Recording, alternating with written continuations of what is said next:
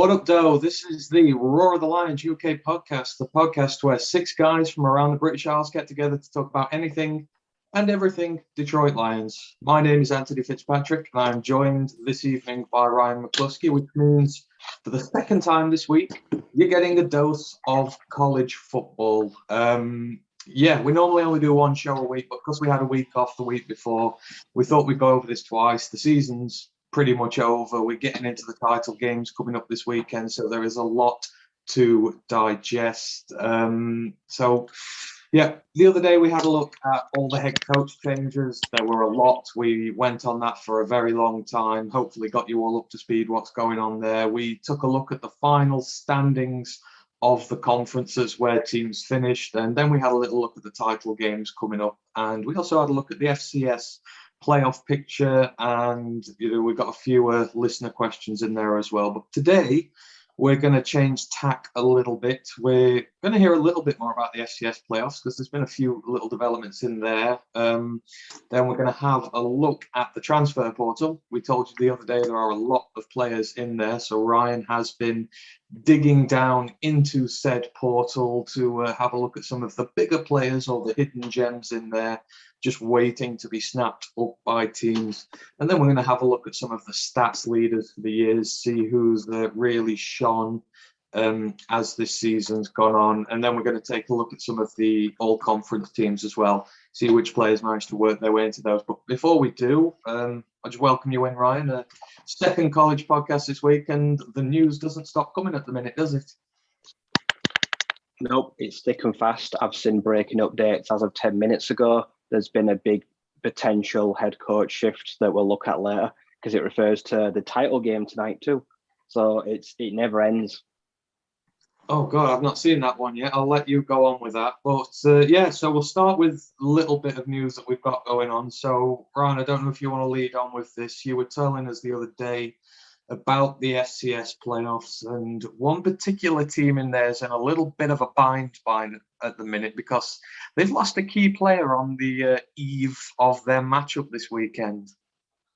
Yep, it broke yesterday on Twitter that the starting quarterback, Matt McKay from Montana State, who got a bye being ranked number 8 in the, so they skipped their first round. They play their first playoff game tomorrow. And as of yesterday, Matt McKay entered his name into a transfer portal. He left the program, informed his teammates and coaches that he wouldn't be playing and he would no longer be a Bobcat, leaving them with a reschedule to use their backup in the first game of their playoffs tomorrow. Now, there's possible leaks, but there's been no real actual firm evidence why he's left, but something maybe is possibly disgruntled in this week. Maybe there was talks of him losing snaps or maybe losing faith and start going forward. But I don't think anything can justify whatever reason it is that for the teammates that now don't know who's going to be throwing them ball, the coaches that got to plan for a game tomorrow, one of the biggest game of their season, it throws all that preparation out the window. And it kind of leaves you high and dry from someone that was probably a team captain, I imagine, being a starter all season. And he's got them there now. But when it matters, it seems like he's going to just put his name in the hat. And I don't know how this is going to look to other schools and recruiters that are going to go after him. Sorry, I think I cut off very briefly there. My apologies. Yeah, I mean, it's a weird one, that, isn't it? I mean, we've not only seen it now with a player abandoning his team on the cusp of the playoffs, but of course, we saw it the other day when we talked about Brian Kelly abandoning Notre Dame potentially before a playoff run for them. And, speaking of him, I mean, what an introductory press conference he gave the other day when, for some reason, he tried really hard to put on a Southern accent as if he was trying to impress the crowd. I mean, I don't know about you, Ryan, but it was really funny to watch, but really cringeworthy at the same time. Yeah, I watched it today and I hated it. It seemed really false. Now, I understand he's making all these big promises like, I'm going to get you back to the promised land. I'm going to get back to a national title game. This is pastures new for me. But he kind of said it, like a panhandle twang, like me and my family. Like, it just sounded stupid because that's not how he talks. I saw a video of an interview where he just goes, family, like he's putting on like this molasses, just slurs out like, I know they're from Baton Rouge, but you don't have to try patronise them too. And he's actually getting ridiculed for it a bit now.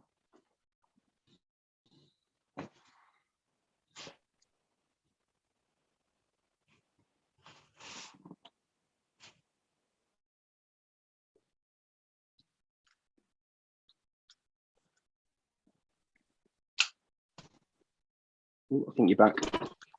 Oh God, I think I'm cutting out.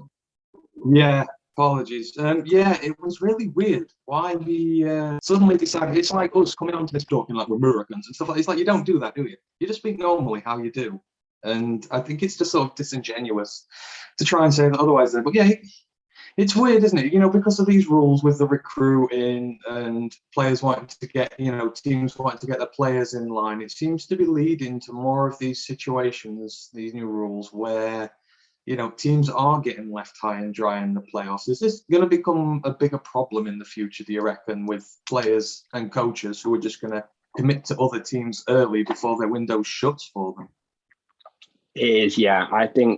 I personally think this is the last year to 18 months where this free for all immediate eligibility transfer portal will go on for, because I'm looking at a transfer portal right now. That's what the light is on my screen.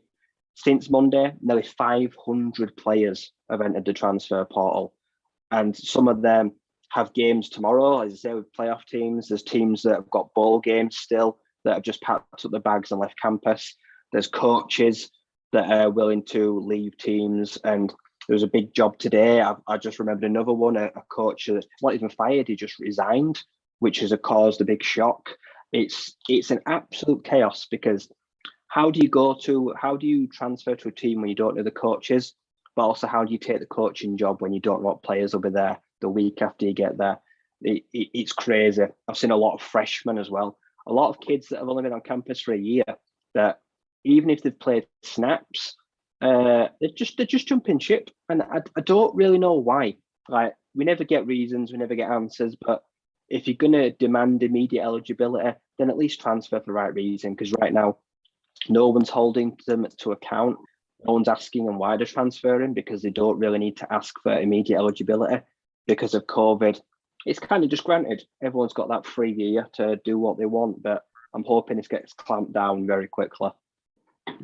Yeah, I think, like you say, it's 500 players already when the season's not even over for a lot of them. Something's going off there. I think players are just trying to take advantage of it maybe a little too much. There must be a halfway house somewhere, really, where maybe you can miss a little bit of time, a few games in a season, and then do it just to maybe dissuade players from doing it so much. But yeah, it is a worrying trend, and hopefully it's something that's going to, die down in the near future. But, we've got stuck on the transfer portal here. We've been talking about that. I know you have been taking a very close look at the transfer portal, because there's a lot of players going in there. Who are the names who've sort of stood out to you, whether they're more established names, whether they're hidden gems from lesser teams looking to get offers from bigger schools? Who's really been standing out for you on that market so far? So, like I say, I've drawn up a short list. I've been looking at 24/7 Sports, their transfer portal they like to update as of today. Now, the first notable things are Arizona State.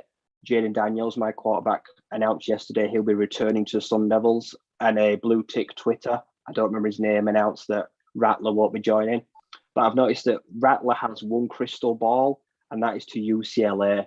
So someone is predicting, and the people that put these crystal balls on are knowledgeable insiders. They feel like he is going to be someone that has one, like they're putting their basket in, he goes to UCLA. Now, Dylan Gabriel has 3 crystal balls to Ole Miss. I feel like that seems like a bit of a dead certain. Like, that seems quite strong that Lane Kiffin, if he's going to stay there, is going to get a very experienced quarterback that's got, I think, one more year of eligibility. And I feel like that's a bit of a match made in heaven. So those are the 2 names to watch and the 2 schools that are recruiting them.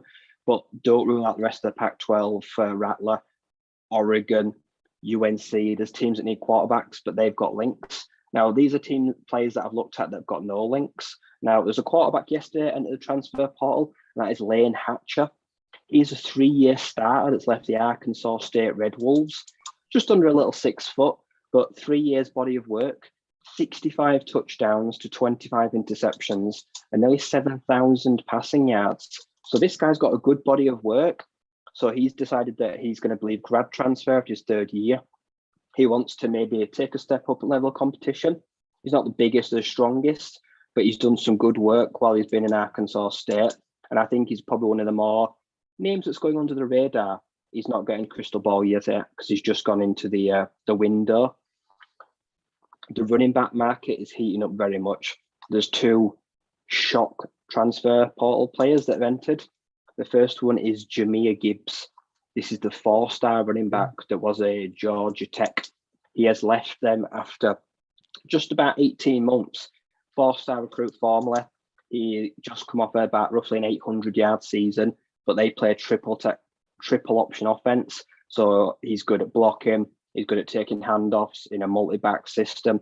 He's probably the highest name right now, I'd say, in there that's got the eyes lighting up. And I think he's probably going to go somewhere a bit more prestigious. I think he's going to land himself a nice little cushy role somewhere. He'll be one of the names to watch. And then on the flip side, you've got the 5-star recruit, Zachary Evans. He has got roughly 0.95 score. He's one of the best running backs. He's the greatest running back ever to sign with the Horned Frogs. But the marriage broke down, unfortunately. This kid averages like 7 to 9 yards a carry, but he never touches the ball. This season, he's been inactive for games that he weren't injured. At one point, he deleted all his photos off Instagram that had any link, but then added them back. So it's been coming a while for this. We knew a few weeks that things weren't happy down there in Fort Worth. He's entered the portal. He is a huge recruit. He has got even a small body of work. He's got a good yards per carry. I think he's going to go to one of the best schools probably Power 5 can offer. He's an immediate starter for anyone that needs running back injection. And he's someone that could transform an offense. Now, I've noticed a wide receiver. Now, Ash on the podcast could be happy because I've seen a link to Florida State. This kid's a Florida guy. This is Tyrese Chambers from Florida International. He's a 6-foot receiver. He's had 2 yards in college. He's got nearly 2,000 receiving yards and 17 touchdowns in just 2 years in a smaller Florida International Panther offense. I think he could be someone that could stay in state. There are links to the Seminoles I've seen. There's no crystal balls yet, but he looks to be one of the leading potential transfer portal receivers that could light up an offense as a receiver 1 or 2. I don't expect him to stay on the market long. And when all this LSU stuff happened a few weeks ago, we saw the likes of Stingley get hurt.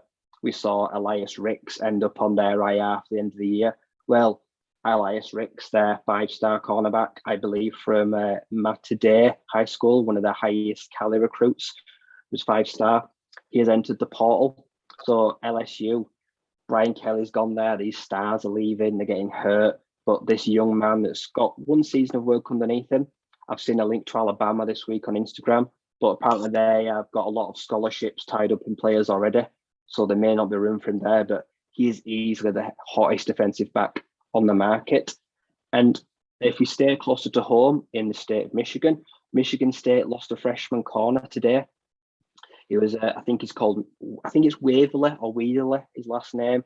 He didn't take any snaps this season, but he's a 3-star recruit.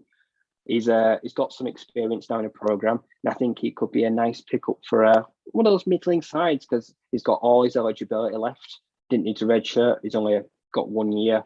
Mel Tucker couldn't keep him, so he felt like he wasn't getting used enough. But he could be a nice pickup for someone as well. And I think they're some of the bigger names I've seen so far in the last 2 days. Yeah, I mean, it's crazy. You look at some of these names and, there are bargains there to be had. Elias Ricks, I was shocked he decided to go into the portal because, Stingley's leaving there this year. He's going to be the undoubted number 1 guy there and in a tough league, but he's going to be able to prove himself against the very best there. But it wouldn't surprise me to see him go to another SEC team in general. Hopefully, he'll probably stay in the division there, but I mean, that's just not fair if he goes to Bama, surely. They're just loaded with that much talent already. I mean, it'd just be... But it'd just be such a Nick Saban thing to do to just go out and grab him, wouldn't it? It would, because they've I think they've already got, I think it's real Kelly Ringo. So they already had their own 5-star cornerback last year. Now, I'll be surprised. A lot of these guys may talk to people like, I imagine Brian Kelly will reach out to Elias Ricks and see if he can come back, because if you decommit from a program and then the head coach leaves and you get a new hire, it can kind of maybe have second thoughts. Now, Jaden Daniels is staying in Arizona State. We lost our 4-star running back, who I didn't mention, but it's DeMontre Traynham or Chip Traynham, who's going to be our star running back next year. I think he could stay in the Pac-12, but I'd like to think Jaden can whisper in his ear like, Rashad White's going to the draft, you're our number 1 back. But he's another 4-star recruit as well, Chip Traynham. Big kid, long arms. But the recruiting jobs that are coming in now, these coaches, they need to try reach out to some of these players that have kind of given up on an organisation before they've got there, and just see if they can just come to some sort of formal agreement, just play 1 more year. But there's a lot of work to do for some of these teams. And some of these, like Rattler, Gabriel, it could take a while. They're going to get all their options. They're going to have 10, 15 options easily. They could go all over the country, but it's going to be the hardest one to get them pinned down and get them to sign that letter of intent. I tell you what, I like both those quarterback matches there. I think Gabriel to Ole Miss makes all the sense in the world. If they're waiting for Archie Manning, it's young Archie Manning, isn't it? If they're waiting for young Manning to come along, Gabriel's a perfectly very high caliber quarterback to keep in their stead until he arrives. And, that offense is probably quite suited to him, in fairness. So that will be great. But Rattlers at UCLA would also be a one. Their offense is very high powered as well. We've seen that, he's probably going to slot in very well there. Obviously, from a Pac-12 standpoint, from anyone else in there, it's not ideal. And I know probably also what's not ideal. I mean, when you saw Jaden Daniels was coming back, I mean, I bet that wasn't what you were looking for, was it? I didn't expect it, no. It was one of the best quarterbacks in the nation running the ball. He had quite a lot of running scores, but passing touchdowns, only 10, interceptions, 9. So he was almost a 1-to-1 ratio there. So I think it's Zach Hill, who's our passing scheme coordinator. They need to mix something up, because this is his last year and he's decided to spend it here and not go elsewhere. So something has to change. Otherwise, his draft stock is going to be in the mud. We need to get better at passing the ball this year, which means for me, after we've had some unofficial visits of a 4-star wide receiver, we need to get the talent in. We need to get these, because a lot of the unofficial and official visits for your 2022, 2023 recruits now are happening. A lot of players are coming in and visiting colleges. You'll see them all trying on their swaggy uniforms on Instagram. They'll get 20, 30 offers. But a lot of teams right now, some big players, like Damani Jackson, the 5-star cornerback I think it's either Bama or USC. He has pinned down a date where he's going to decide he's another Mater Dei Monarch, Cali football, one of the best high schools in the country. He's going to pick, I believe, next week where he's going. So big high school recruits between now and Christmas, they're going to be deciding where to go. This is the time you've got to start getting head coaches. You can't have head coach vacancies right now. You need a figure. No, I've seen that, and that's why a lot of these coaches are leaving so early, isn't it? It's if they want their new job, they need their recruiting class to go with them, because it'll set them back a year or two if they miss out potentially. And with so many good players in the market, I think it's taken more precedence this year. And plus, if the more stringent rules are going to come back pretty soon, you want to kind of load up the talent now while you can before it goes back to how it was before, won't you? Yeah. You need to get in now and get the players that have got eligibility before the rules change again, and undergraduates have to sit out a year, because when that starts happening and they have to apply for waivers to get immediate eligibility, unless you're a big name or a big school, they don't hand them out. They're very rare that they'll say a player, unless they've had like extreme circumstances, like they've broken their leg 3 years in a row. They don't just grant eligibility like it's going out of business. They're very strict. So right now you'll see this manic period for a year or two. And then when it buckles down, it's going to become really hard to recruit players, because they will have to pick perfectly where they're willing to sit a year. Yeah, exactly. It costs you a lot to move, and yeah, you can't afford that, especially if you want to be higher up the draft. You cannot miss a year. So it's going to be interesting to see what they do in regards to the rules again. But in terms of the transfer portal, that's where we're at the minute. There's some of the guys to look out for. But as Ryan says, this isn't over. There's going to be a lot more players going in there, especially when all the title games are wrapped up, when the season's wrapped up. You're just going to see people keep going in, and there's going to be moves happening all over the place. So we'll probably do transfer portal updates in the weeks coming now, let you know some of the bigger moves and who's managed to poach who. So do keep an eye out for that one going forward. Right now, we did the conferences the other day. We told you, we sort of did the layout of the conferences where the teams finished. But today we thought we'd also focus a bit more on some of the players, some of the stats leaders from this year, having a look at who's been performing, who hasn't been performing. Now, obviously, can't go through every single stat in the world because that would take forever and that would be pretty boring. But we're going to go through some of the more important ones. We're going to see who led in, quarterback passing yards, receiving yards, running back, see if there's any names in there we might not expect to find, but, see what their draft prospects are. But, we'll crack straight on with this and we'll have a discussion about some of the guys in here. So we're going to look at quarterbacks first, who's had the good years there. So we're going to do the passing yards leaderboard for this season. So I'm going to start from 10. We're going to work our way up to 1, and then we're going to have a discussion about some of the guys in here. So the 10 top quarterbacks from college football for this year in terms of their passing yardage. So at number 10, you've got Ryan's own favourite, Tanner Mordecai. He transferred from Oklahoma down to SMU. He's had a really good year, even if the team had a little bit of a finicky end to the season. But he finished off this season 3,628 passing yards. He threw 39 touchdowns and 12 interceptions. Just above him in number 9, another one of Ryan's favourites and a pod favourite, that is Sam Hartman of Wake Forest. And it's weird to think he's so far down this list because he seems to throw for 500 yards every week. But he finishes the season 3,711 yards, 34 touchdowns, and 10 interceptions. Then just above him, another pod favourite from a point of view. We were talking about him a lot the other day. That's Jake Hayner of Fresno State. He finished with 3,810 passing yards, 32 touchdowns, and just 9 interceptions. Then on number 7, you've got freshman guy CJ Stroud from Ohio State University. Had a bit of a slow start, but boy, oh boy, did he tear it up over the last 2/3 of the season. He threw for 3,862 yards, 38 touchdowns, and just 5 interceptions. It was really an exceptional season from him after a slow couple of first games. Number 6, you've also got the new starter for Alabama. That's Bryce Young, potential Heisman candidate still. 3,901 yards, 40 touchdowns, and just 4 interceptions thrown. In 5th, we've got Kenny Pickett, a favourite amongst Lions fans, potentially could draft him in April. He finishes with 4,066 yards, 40 touchdowns, and 7 interceptions.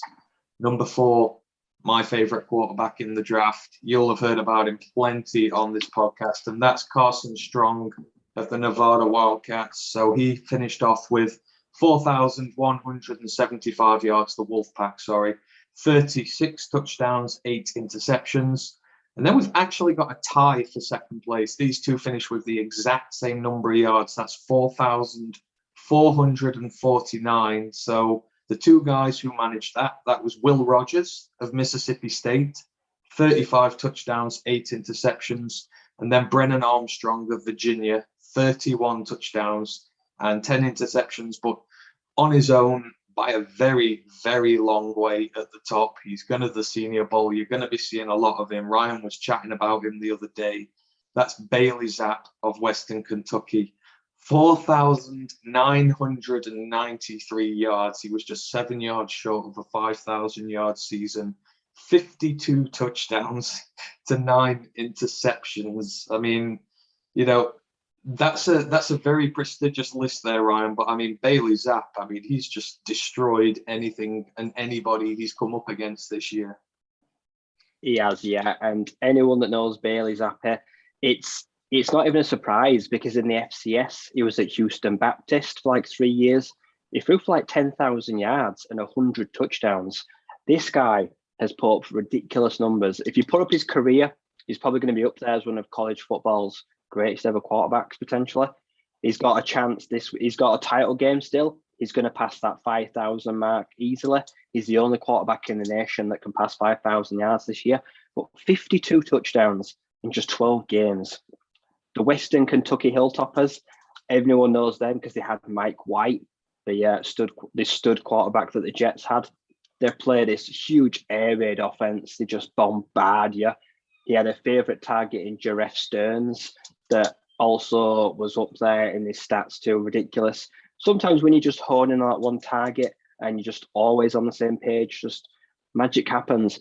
But when a quarterback's allowed to throw for 40, 50 times a game and you've got a good offensive line, these things just come together. As you mentioned, he's got a big title game. He's got a Senior Bowl. This kid, he's probably going to get drafted. There's a lot to work with, even though there's a lot to still work on. He's still very raw because he's still a young man. This is his first year at the FBS level. So this is going out with a bang. His college career is ending on a high. And there's other people on that list that you just don't expect to be there, especially 2 and 3. Well, I mean, yeah, your quarterbacks for Virginia, Mississippi State. I know Will Rogers, we've mentioned him a few times, the guy who sometimes bedazzles you with how good he is and then frustrates the hell out of you for how bad he is in some of the games. But I think there's a lovely little mixture of guys in here. Obviously, I mean, you have to take your hats off to Bryce Young and CJ Stroud. Go into the biggest teams, even if you're a 5-star recruit, you're under some pressure to go to these teams and perform. But Bryce Young's just played amazing pretty much all year. And CJ Stroud, after 1 or 2 games, is just, that offense has lit up everybody it's touched apart from Michigan.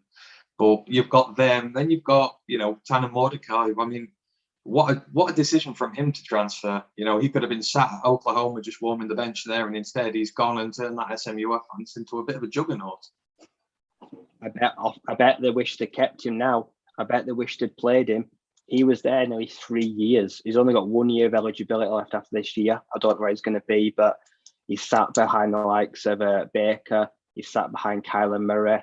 Then he's had the mixture of sitting behind Rattler and Caleb Williams. Who knows how good Oklahoma could have been if they'd have just shown a little faith in Tanner Mordecai? Because I bet right now they're looking at those numbers he's got and probably grimacing. Probably thought that could have been our quarterback because Oklahoma have got receivers. They've got a reasonably good running back. They really just didn't show any faith in this guy. Perennial backup, only played a few games in his career. And it's nice to just see a junior guy finally get a chance in an explosive offense. And he may never see the draft, he may never play the league, but at least now he's got one fantastic year that he'll prove to himself because he's a bit older now. But wherever he is next year, if he does decide to grad transfer again, he's going to be one of the hottest names in the portal because he's seen what he can do. Yeah, exactly. And, like I say, he's given his career a chance now. He could have just sat at Oklahoma and no one would have heard of him really, apart from Sooners fans, but now he's known all over. So it's interesting to see what happens with him. But you mentioned the draft. I mean, you look at these top 10 here, and obviously the 2 guys that stand out for the draft, Carson Strong, Kenny Pickett, they've both done their draft stock pretty well this year. And I think we're going to be hearing their names a lot sooner rather than later in the draft there. I mean, either of those guys could sneak into round 1 pretty easy, I think, given the seasons they've had. Yep, a mixture of given the seasons they've had and the overall depth of the quarterback class, which isn't great. These 2 actually have peaked at just the right time. Kenny Pickett is probably going to be a top 4 Heisman finish. I don't think he's going to win it, but if you look at a lot of the odds right now, he's in the top 5 and he's got one more chance to prove why he deserves to win it. And it's going to be a hell of a matchup because we've got 2 people on this list in one game, absolute gunslingers. And people thought Kenny Pickett was a slow learner. That's why he's been at Pitt like 5-6 years. But there's now people overlooking the fact that he's got a bit more miles on the clock that, like I say, he's probably at least a second round guy at minimum. he'll be gone before the end of the second round. And that means that if he sneaks into the first, he could make some millions. And another guy, Carson Strong, no one cared about the Nevada Wolfpack 2-3 years ago. But him, Romeo Dubes, built this relationship, tried to take a tussle power strength away from that Mountain West Conference. And he's shown that maybe he's not the most mobile guy, but he's got a hell of an arm. He's a solid, very good pocket passer. He's a good pro style kind of guy. And he's someone that has got that second, third round kind of label on him. And he's definitely going to get picked up by someone. All these guys have done the world of stocks. If you go back a year ago, these were probably 4th and 5th, 6th round guys. Yeah, exactly. This is some guys here who've just, they've gone to these franchises and they've done wonders for them. You look at Ritter in Cincinnati, he has really sort of upped their game while he's been there over his career. Carson Strong's done the same with Nevada, but I'm still really big on the Carson Strong train. I do hope he is drafted to us eventually. I think the talent is there to work with, and I'm glad that he's had a good season. But as you say, it's just very hard to work out this class and where they're going to go. So, it's going to be fascinating to see which teams take a leap of faith and which try and wait and see if they slide a little. But, we'll see when we come to the draft. So we'll move it on. So that was the quarterback, sort of the passing leaders for the year. So we're going to take a look at the receivers now and who's done the most in terms of receiving yards this year. So number 10 there, we've got an Ohio State wide receiver. They've got the holy trinity there. 2 of these guys are going to the draft and a surefire first round picks. But the guy who's reached this list is the one who's going to be staying there, and that's Jackson Smith-Njigba. He finishes the season 1,259 receiving yards and 6 touchdowns. Just above him, Jameson Williams, Alabama. You'll have heard of him if you watch any college football. He's just had an amazing year. Him and Mechie have formed a very deadly partnership there. He finishes with 1,261 yards and 13 touchdowns. Number 8, guy who's come out at UNC. A lot of offensive talent left there last year, but this guy is one of the few who stood up and filled one of those gaps. That's Josh Downs, 1,273 receiving yards and 8 touchdowns. Above him in number 7, one of Ryan's favorite guys. He comes from Purdue. His name is David Bell. He finishes 1,286 yards and 6 touchdowns on the year. And then we're going small school. At number 6, we're going to Miami, Ohio. That's Jack Sorensen, 1,290 receiving yards, 10 touchdowns. Really good year for him.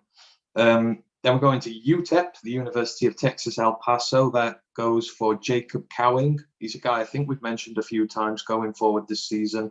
1,330 yards, 7 receiving touchdowns. Number 4 above him, Jordan Addison, Pittsburgh. One of Kenny Pickett's favorite weapons. He loves to throw to this guy, and boy, oh boy, has he done a lot this year. 1,353 receiving yards, 17 touchdowns. That is a lot. Then number 3, you've got Jalen Tolbert of South Alabama. He got 1,474 yards and 8 touchdowns. Number 2, Ryan mentioned him when we were talking about Bailey Zappa a minute ago. That's Jareth Stearns. He finishes 1,529 receiving yards, 12 touchdowns. And then at the top, on his own, not by much, just a few yards, it is Utah State's own Devin Tompkins, 1,543 receiving yards, 9 touchdowns. He's had a hell of a year. There's a wide variety of guys on there, some very well known, some small school, but all of them impressively good years. Yeah, there's some fantastic names in there. Jalen Tolbert declared for the draft yesterday. I think I saw on Twitter. So he's someone that is going to be, he's an intriguing prospect. I think he's someone that is going to be probably somewhere like rounds 2 or 3, but he could be a potential future number 1 in the NFL draft. I think he's got a good 6'2" frame, great body of work there. Jordan Addison, as you say, one of the smaller guys. He's also done a bit of returning as well, but an absolute red zone threat. What was that, 17 touchdowns in just 12 games? That is a phenomenal body of work. He's trusted. When you get into that red zone and everything kind of gets compact, or when you want to take the roof off of the defense and get in behind them, he's one of those guys. Josh Downs, he's developed in one of the best deep threats in football. because Sam Howell has taken so many deep shots to him. He gets in behind defenses. He's someone that I don't think they knew they had before the year. He's kind of emerged. There's some guy, I've seen Jack Sorensen. He's been lighting up the MAC all year, catching passes from Brett Gabbert, Blaine Gabbert's little brother. Had a phenomenal year, really got under the radar. And I think the person I'm impressed most with is Jackson Smith-Njigba, because how he still got 6 touchdowns when he's sharing all those targets with, not to mention you've got Olave and Garrett Wilson, but you've also got Ruckert, the tight end, who's also a great pass catcher. So that is such a crowded room, and he's still managed to finish above all of them, and he's only a freshman, so he'll be back for at least 3 more years. That is like a scary combination with Henderson and Stroud. But I love the fact this list has got some small school guys on it. Utah State, I think their quarterback Logan Bonner, he just loves Devin Tompkins. He's got a title game where they could cause a major upset if those two can be on sick form again, as they have been all year. But it's a really nice varied list. Yeah, definitely. And you mentioned Smith-Njigba there. Olave got 13 touchdowns this year, and Wilson got 12. So that just shows you what he's having to deal with sort of there to get his receptions in. But he's got the most yards of them all. He's still holding some touchdowns. I think he's going to be right up on there on the list of wide receivers who could potentially just absolutely blow people away next year. I think that's no doubt with him. He's probably going to follow Wilson and Olave in the first round. Yeah, he seems like a first rounder. I imagine he'll be on the Heisman list. And like I say, it's phenomenal what he's been doing all year. I haven't looked at the targets, but if I had to guess, I'd say he's been feeding off scraps because there's a lot of hungry mouths to feed in Columbus. Oh, I think he's had a lot. I was having a look through. He's had a lot less there. So, yeah, it's amazing what he's had to do. But he's going to be the guy now. So the pressure is going to be on him. So we are going to see, I think his second year is going to be crucial. If he has something similar and adds a few more touchdowns in there, the sky is the limit for them. But, we mentioned Jordan Addison there. His 17 touchdowns, that was 4 better than anybody else. It's like, a full 25% almost more than what anyone else has scored. Him and Pickett have just had a crazy year there at Pittsburgh, haven't they? And he's done himself no end of good this season. Yeah, someone had to step up because Pitt aren't known for receivers.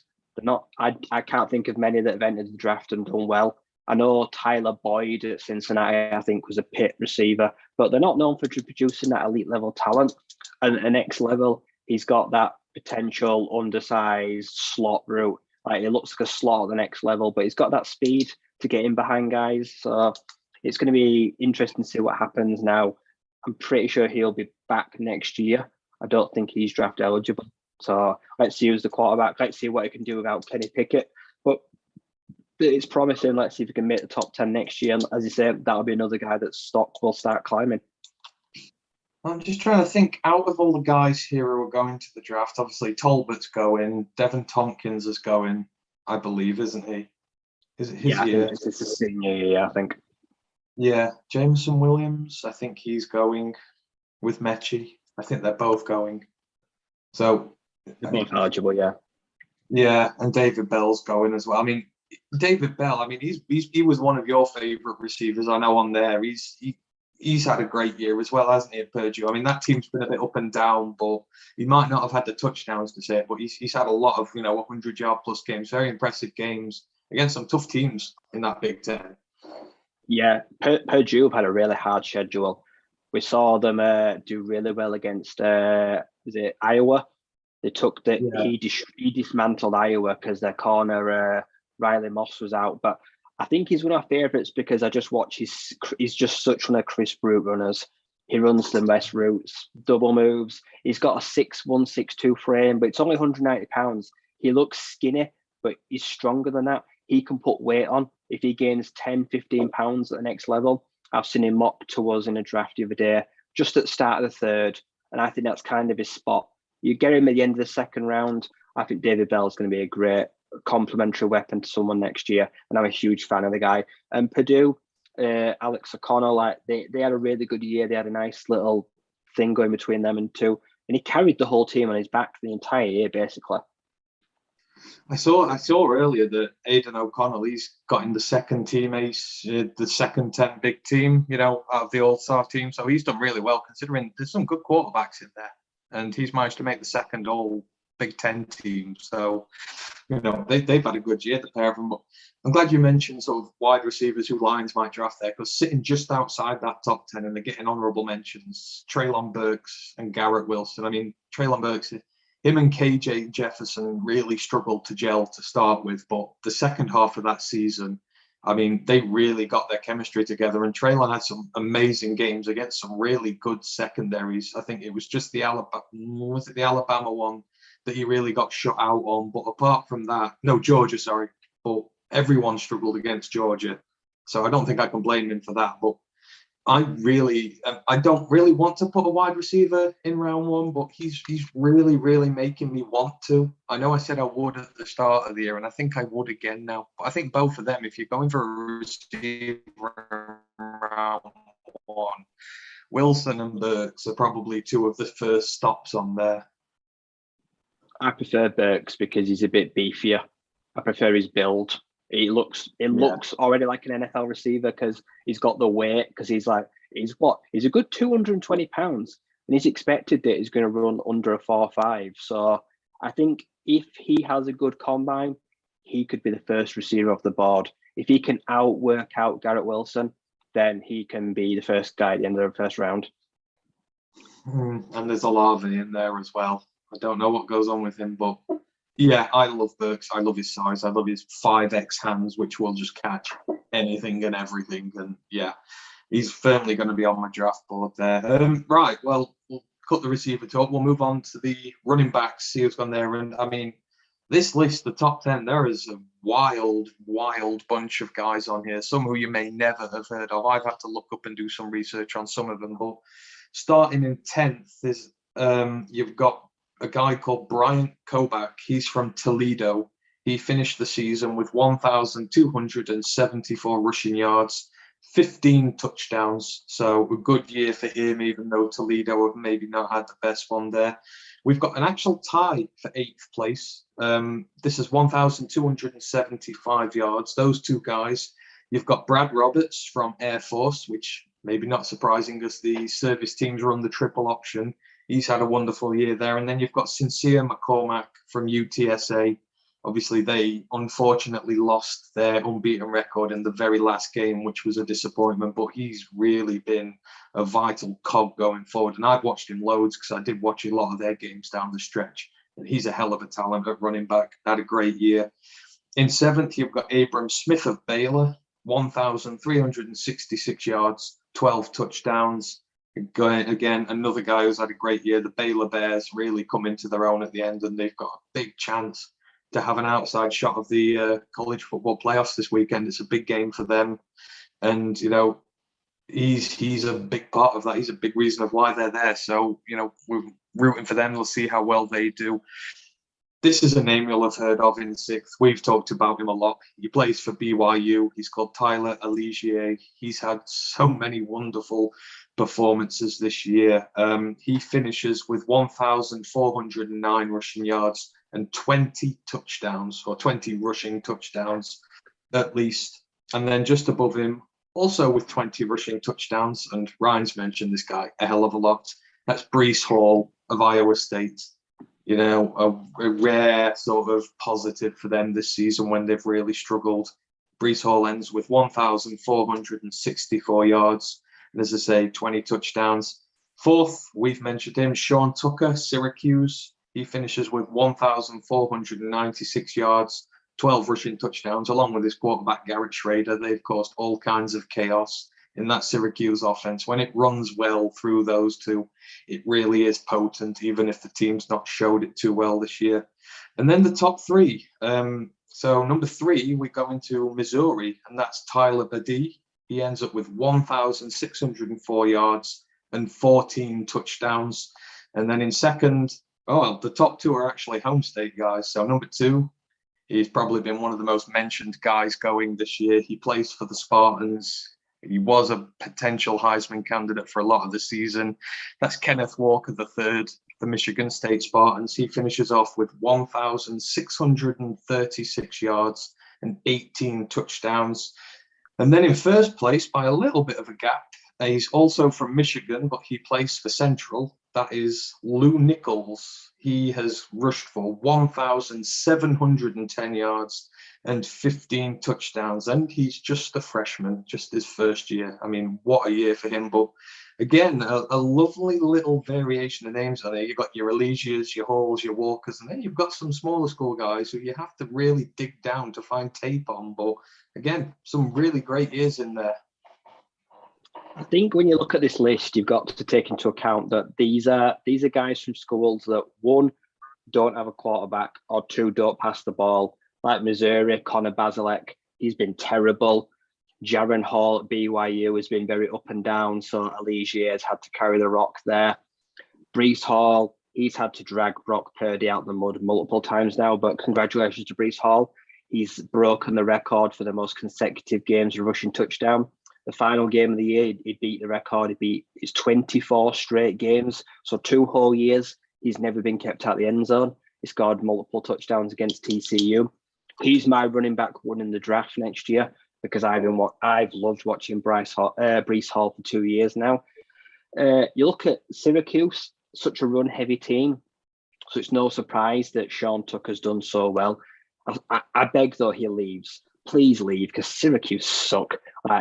He's putting all that effort in, taking all these hits and putting those miles on his body, and he's getting not much in return because they're not a program that's going anywhere. And he's kind of funny to follow on Twitter because after every game, like, he puts out tweets like of all his stats and everything every week of his career. Like, he's quite funny, but there's some great names on there. 1,700 yards as a freshman in the MAC with Central Michigan. That's a ridiculous number. That is someone that is trusted. He's got good ball security. Don't get pulled because he fumbles. He's going to be someone that you've got to try keep hold of because people are going to be looking at him now like he's going to be a hot commodity for the Chippewas. It's a really good list. Kenneth Walker, there's not much I can say about him. He's a Heisman finalist. I think he's going to come in the top 3. I still don't think he's a stud at the next level. I still don't think he's going to be an elite draft running back. Middle rounds, people are putting him. But he's definitely gone from not on draft boards at all to finally going to a draft board. He's left Wake Forest, where I think in his freshman year for Wake Forest, he had a good year, but the relationship kind of broke down and they've lost their run game. Who knows what would have happened if he'd have stayed there, but their loss is Mel Tucker's gain. I've noticed there's a lot of lists here, running backs that have got 20 touchdowns. That is just someone that he's just carrying the rock, pounding it. 20, 30 touches a game, just so reliable. And a good ground game like these guys, having any of them, is something that is the basis of winning any game. These are the guys that can be relied on. I'm surprised Hassan Haskins, probably just somewhere outside the top 10, but it's a good year for Michigan football. You look at all the teams in the state, they've been running the ball incredibly well.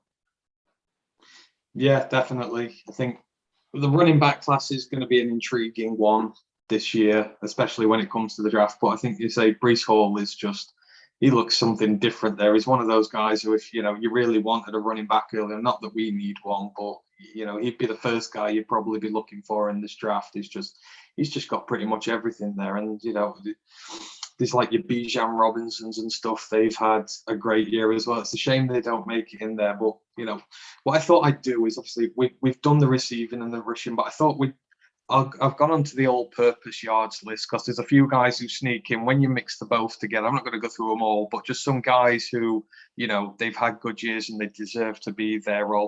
I'll honourable mention your own Rashad White. He was just outside the top 10 at 12. He's got 1,523 yards on the year. I think 1,006 rushing and 456 receiving, a few just outside of that. So, honourable mention for him. He's had a good year. Your running backs, well, you're a run-heavy team, but I think they can do a little bit of both, your 3 guys, can't they? Yeah, we had 3. We're down to 2 and now down to 1 because Rashad White is declared for the draft. And he's someone that people think's got a really good chance. He's 6'2". He's built like a man. Like he plays man's football against boys, but I think the Pac-12 running back award went to Zach Charbonnet. Now, that's because he got more rushing yards, but when it comes to receiving and all being around dual threat weapon, he could not compete with Rashad White at all. Rashad White got more yards, more touchdowns on like 5 less touches. Don't sound like a lot, but all around he should have won the award. But it's a shame. It's a shame he's leaving, because we really could have done with him staying this year, but he's leaving on a fantastic year. Yeah, and that's all you want, really, isn't it? Good year, good solid in both departments. Get your stock high, move on and onwards, and hope someone takes a punt on you. So we'll see what happens with him. So, like I say, I had a look at the all-purpose yards list as well, just to see who else sneaks into the 10 there we've not already mentioned. So, ever heard of an imposter in a stat sheet before? This is why stats can be so misleading. Number 10 on this list for all-purpose yards for the season is a guy called Alan Lamar from Arkansas State. So his stats for this year, he's got 231 rushing yards, 119 receiving yards, 1,333 kickoff return yards. Wow. Yeah, I mean, it's good in itself, and it's good to make him 10th in all college with 1,683 yards on the year. But I feel like that's a little bit of an imposter in there when it comes to there. But hey, fair play. If you want a returner, you go and check this guy out. How many touchdowns has he got?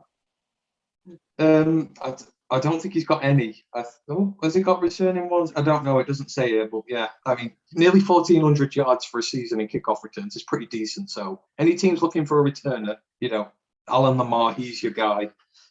Moving on to some more sort of balanced ones for here. We mentioned Bijan Robinson. He's 9th. So he got 1,127 rushing yards, 295 receiving yards. It's good for 1,422 on the year. Who else is in there? We've got Deuce Vaughn, Kansas State, 1,258 rushing yards, 471 receiving yards, making 1,729 for the year. And the other guy we've got in here we've not mentioned is Jahmyr Gibbs of Georgia Tech. He's got 746 rushing yards, 470 receiving yards, and 589 kickoff return yards, making for 1,805 on the year. And once again, Lou Nichols, he's number 1 in all of college football. He's got 300 receiving yards to go on to his 1,710 rushing yards. He's the only guy to break 2,000 all-purpose yards this year, so well done to him. But yeah, some very good names on that list there. Yep, and like I said, Jahmyr Gibbs, I told people he's in the transfer portal.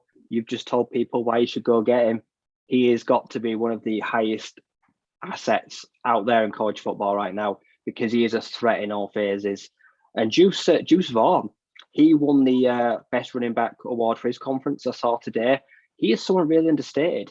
They've got such a good offense when Skylar Thompson is fit. You've got Deuce Vaughn at running back. You've got a good receiver. You've got Skylar Thompson at quarterback. If they all stayed healthy and just played, like, Kansas State could have been a real threat this year. So they've got some really good weapons there. And it's good to hear guys that don't always get mentioned when you take all in yards into account. Well, that's it. I mean, I guess when you're looking for guys in the draft, especially, when you're looking for those later round guys as well, you are looking for guys who are versatile. Obviously, you want guys who can return, be on special teams. You can do a little bit of everything. So I think for these guys, it's really critical that they're able to do all these facets of the game, isn't it? Yeah, because most of these guys we've just listed aren't great at one thing. They're kind of a jack of all trades, but a master of none. Because other than some in rushing, but some of them do rely on getting as many touches as possible. And sometimes when you're a prized asset, you won't be allowed to play special teams. You won't be allowed to go on wide receiver because you don't want to get hurt. But these guys are willing to get hurt, and they want to play like every snap they can because they need the yardage in all 3 phases. So versatility. And there's people out there that will spend a draft pick on a guy that just returns kickoffs. Look at Kenny Nwangu. You literally just took a guy that has barely rushed the ball whatsoever, but has got nearly 100 yards and 2 touchdowns and kickoff returns. Yeah, exactly. These are the guys who can just sort of come out of nowhere and really surprise you. But we'll move it on because we've spent a little bit of time on the offense now. So we'll have a look on the defensive side of the ball now. We're going to start with the best defenses in college football this year. These are the teams that if you want to find some of the better defensive prospects around, maybe you're going to find some of these guys on these teams. So in 10th, it's a draw here. So these two teams both gave up 207 points throughout the entirety of this season. That is Iowa and San Diego State. So obviously we've mentioned Iowa a lot this year. That Hawkeyes defense has been really good. They get turnovers like it's no man's business. But I think unfortunately for them, they suffer from having a little bit of a weaker offense as well that doesn't stay on the field as long. So that's where their points have been conceded. But don't get me wrong, that's a hell of a defense they've got there. And I'm sure we're going to talk with you about a few more of the guys later when we get into the individual stats. And San Diego State as well, very, very good for them this year. Not given much away. I think it's 25 touchdowns they've given away on the season. Iowa gave away 23, which over a course of 12 games isn't too bad. Sort of less than 2 a game is pretty decent at college level. In 8th, you've got Michigan. They gave up 206 points on the season, so just one less than the other two teams. They gave up 24 touchdowns, so, a little bit more, but they're sort of in the same ballpark there.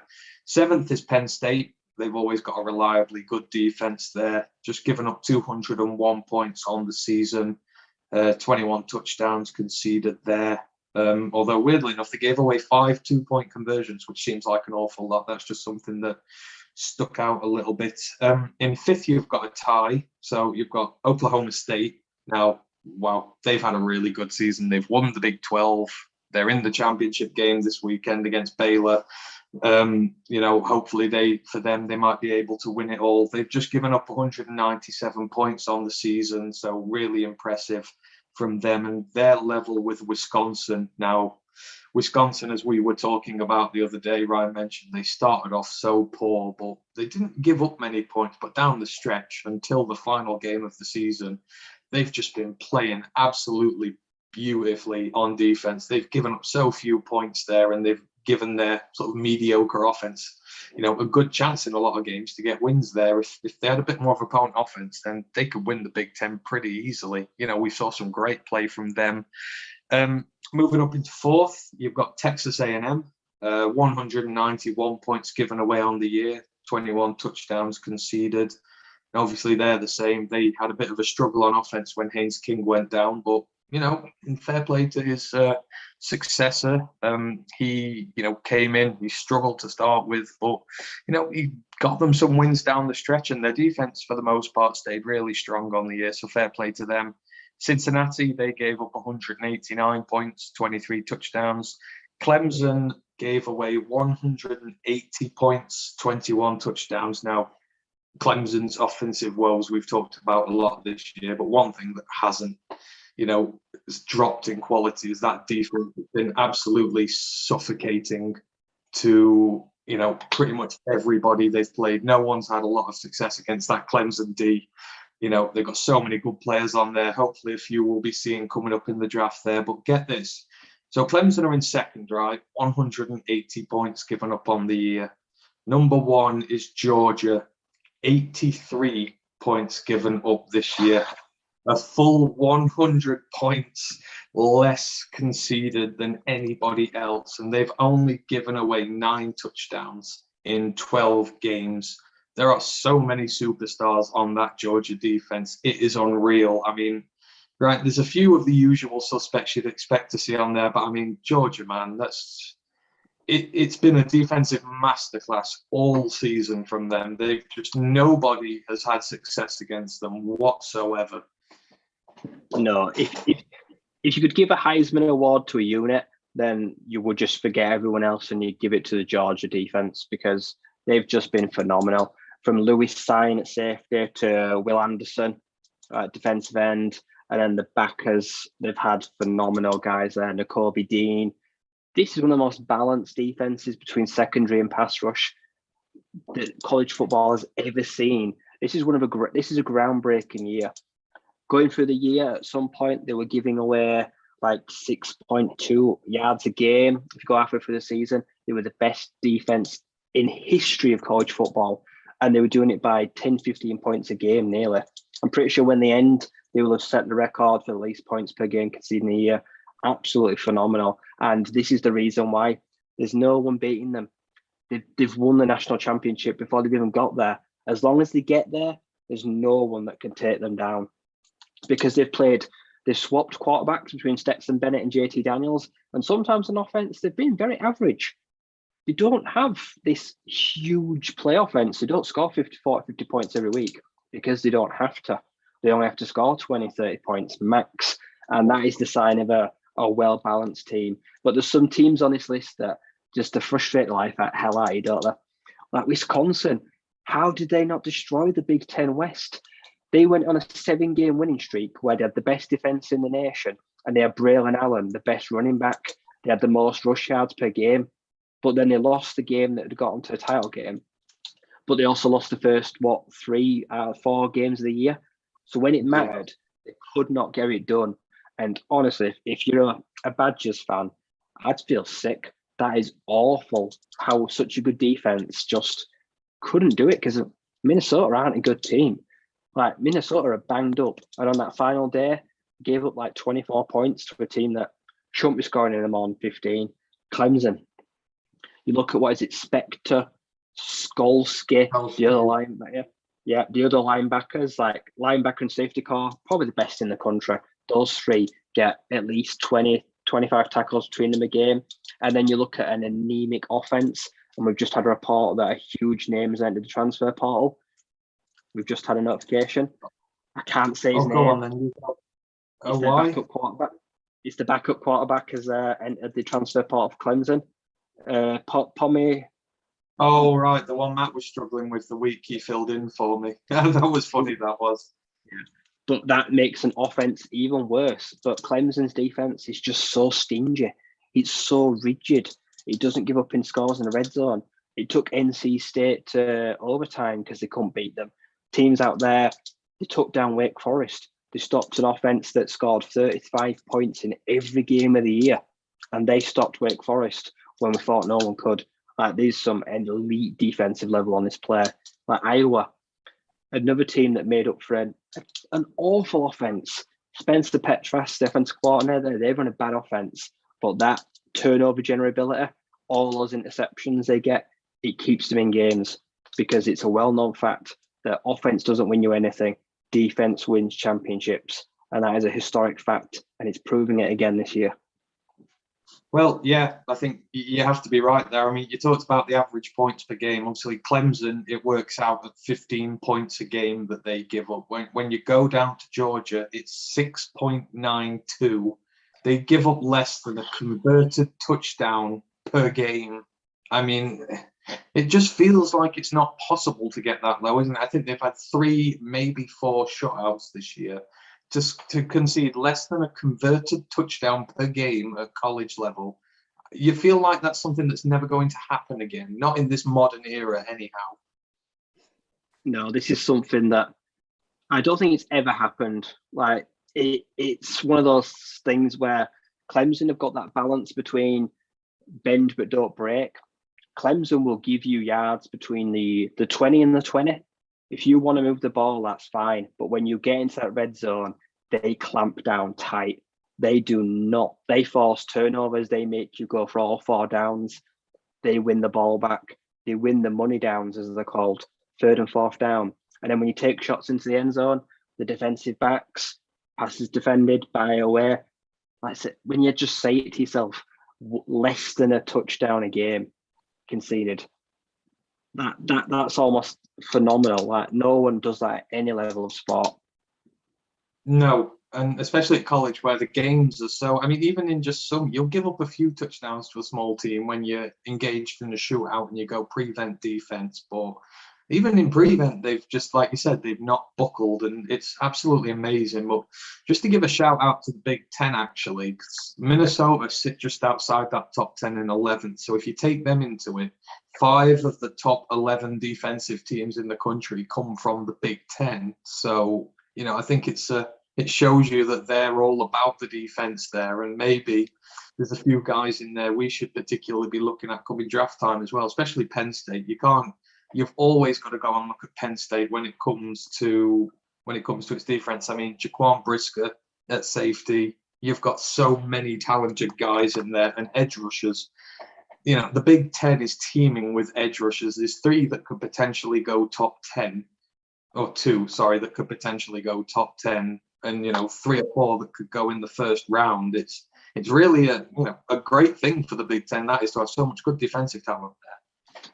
I think if you have to sum up conferences, you'd say the SEC is an offensive. They're built with explosive offenses, but Big Ten is just built with rigid defenses. They are so stingy.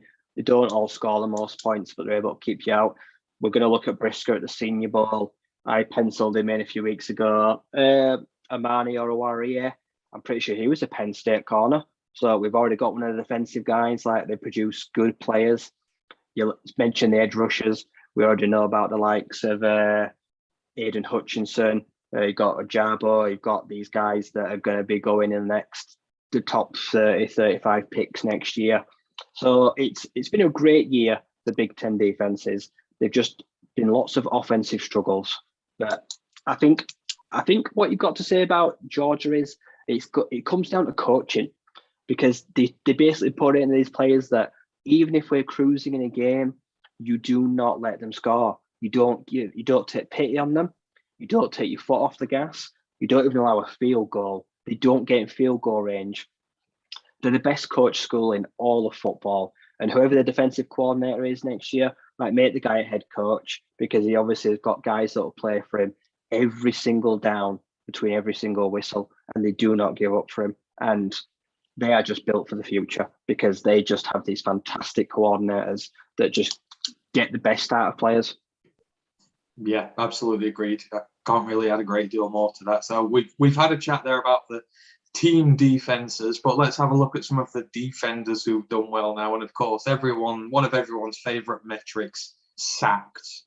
We're going to have a look at the sack leaders for the FBS this year, and there's a few names in here. We've actually got a 3-way tie in 10th, and these guys all have 12 sacks on the season. So you've got Javon Solomon from Troy. You've got a very well emerging name here that we're all beginning to know, David Ajabo from Michigan. He's had a great year alongside Aiden Hutchinson, who we're going to hear from in a little minute, or he's going to be on this list. We're not going to hear from him. And then you've got Felix Anadike Uzamoa from Kansas State. They all have 12 sacks on the season. Got a 3-way tie for 7th. So you've got Ali Fayad from Western Michigan, another Michigan guy balling out. Will McDonald from Iowa State. He's had 10 solo sacks, 3 assisted sacks. And Cameron Thomas from San Diego State, also 10 solo sacks, 3 assisted sacks. In 6th, this is a name we're hearing a lot in our Discord chat, because we have a Florida State fan in there. He's a very passionate Florida State fan. He really wants us to draft this guy. And you know what? Yeah, I'd be fine with it for the right value. We're, of course, talking about Jermaine Johnson. He's at number 6 on the sack list this year. He has 14 sacks on the season, 10 solo sacks, 4 assisted sacks. In 4th, we've got a 2-way tie, so we're at 14 again, but these guys have more solo sacks. So Josiah Stewart from Coastal Carolina, he's got 11 solo sacks, 3 assisted ones. And then you've got Sam Williams of Ole Miss. He's got 12 solo sacks, 1 assisted sack. Number 3, the man himself, the new number 1 pick in the draft to a lot of the guys, and he's a homegrown talent as well. That is Aiden Hutchinson, 11 solo sacks, 4 assisted sacks on the season. What a great year he's had, and possibly pushing Kayvon off that number 1 spot, at a late stage going into the draft. Number 2, this guy's incredibly unappreciated by a lot of people. You don't hear his name mentioned. He plays for Alabama. His name's Will Anderson Jr. He's got 14 solo sacks and 1 assisted sack on the season, so he's second with 15. He's a linebacker. He's had an amazingly good year. I've watched Alabama a few times. Every game he plays, he has a massive effect on it. And I don't know why he's not getting talked about more. And then on the top of the list, 16 sacks, most in the FBS this season. We're going to a service side, and that's the Army West Point. And this guy's name is Andre Carter II. 16 sacks on the year, 13 of them solo, 3 of them assisted. For a total of, I think it's over 100 yards worth of loss that he's pushed teams back for. A very varied variation of guys on there. Again, some well-known, some not so well-known, but, there are some real game changers in this list. I think a lot of this list is, I think you have to look at some of these guys that are on defenses and they're doing it single-handedly. And I'm going to look at Jermaine Johnson first because I've watched a lot of Florida State games. This guy has managed to wreck games all on his own. He works his way inside to outside. He doesn't always line up on the outside. He isn't one of those speed pass rushers. He's not the fastest, but he's got some brute raw strength. And this guy had to drop out of FBS. This guy, if anyone doesn't know, go watch Last Chance U on Netflix. This guy had to drop down to one of those TV shows. He went to community college just to get back to get into Div 1 football. They took a chance on him. And he's peaked at just the right time. He's a big, tall, strong man. He's got long arms. I thoroughly enjoyed watching him because when they went on that run of games to get bowl eligibility, he was the quarterback of that defense. He's the guy that was trusted to take on double teams, lined up inside, getting off centers, getting off guards and tackles, and getting the quarterback down. And I thoroughly enjoyed it. This man's come on like an impressive journey. He's come a lot harder route than most guys through football. And iron sharpens iron. I think he's really grown up a lot this year. And then I've also seen that. Absolutely. I've seen people mention Will Anderson now. I've seen people mention him. Could he be a Heisman player? Like, there's people talking out there that he could very well be someone that could finish in the top 5, 10 of voting, especially getting sacks from a true linebacker position, so you could say. He's not exactly a defensive end. You don't always have to play him off the edge. Maybe he's someone a bit like Micah Parsons, was an off-the-ball linebacker in college, could transition as an edge at the next level. Will McDonald, he's been the driving force of a bad Iowa State team all year. He has been that key on defense to getting off the field, getting fumbles, scooping balls up. He's managed to bring guys down. He's had a really nice year there. There's a lot of these guys. And then the service guys. I've seen Andre Carter. I've seen him watch him play this year on a really stout, disciplined Army defense. Service military schools, they always line up perfectly. Don't jump off sides. He's that natural. He's an outside guy that wants to come in. You don't kind of kick him out. He looks like a good force off the edge. He's got good technique, uses his hands well, and he's someone that's got that. He's got that finishing product. Some players have all the skills, they have all the talent in the world, but they can't finish. They can't get the quarterback down. They can't wrap up. But this isn't a guy that. This guy's got hands like granite. When he locks his fingers together, like he either gets someone to come in and help him finish it up, or he gets him down and gets off his blocks. So it's been a great year for service schools in general because they've had such a good year. Yeah, absolutely. Air Force just missed out on a title, which says everything you need to know. And I think Army finished 3rd out of all the independents, and they finished with a positive winning record. So they say there's been some really good performances there. Now, obviously, sacks is not the only metric of a defensive player. There obviously your tackles for loss sort of go in that there as well. So I'm just going to quickly go down that one because, it just reinforces it for some of these guys. Javon Solomon, he's back in there at 10th, 17 tackles for loss on the year. He's joined by Vince Sanford of Air Force and Arnold Ebikiti of Penn State, their defensive end.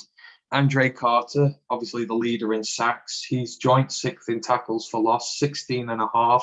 So, fantastic in that metric as well.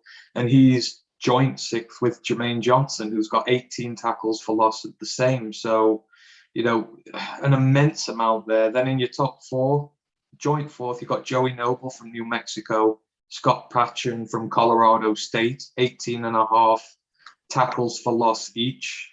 Third, you've got Leo Chanel. He's got 19 at an average of about nearly 1.8 per game.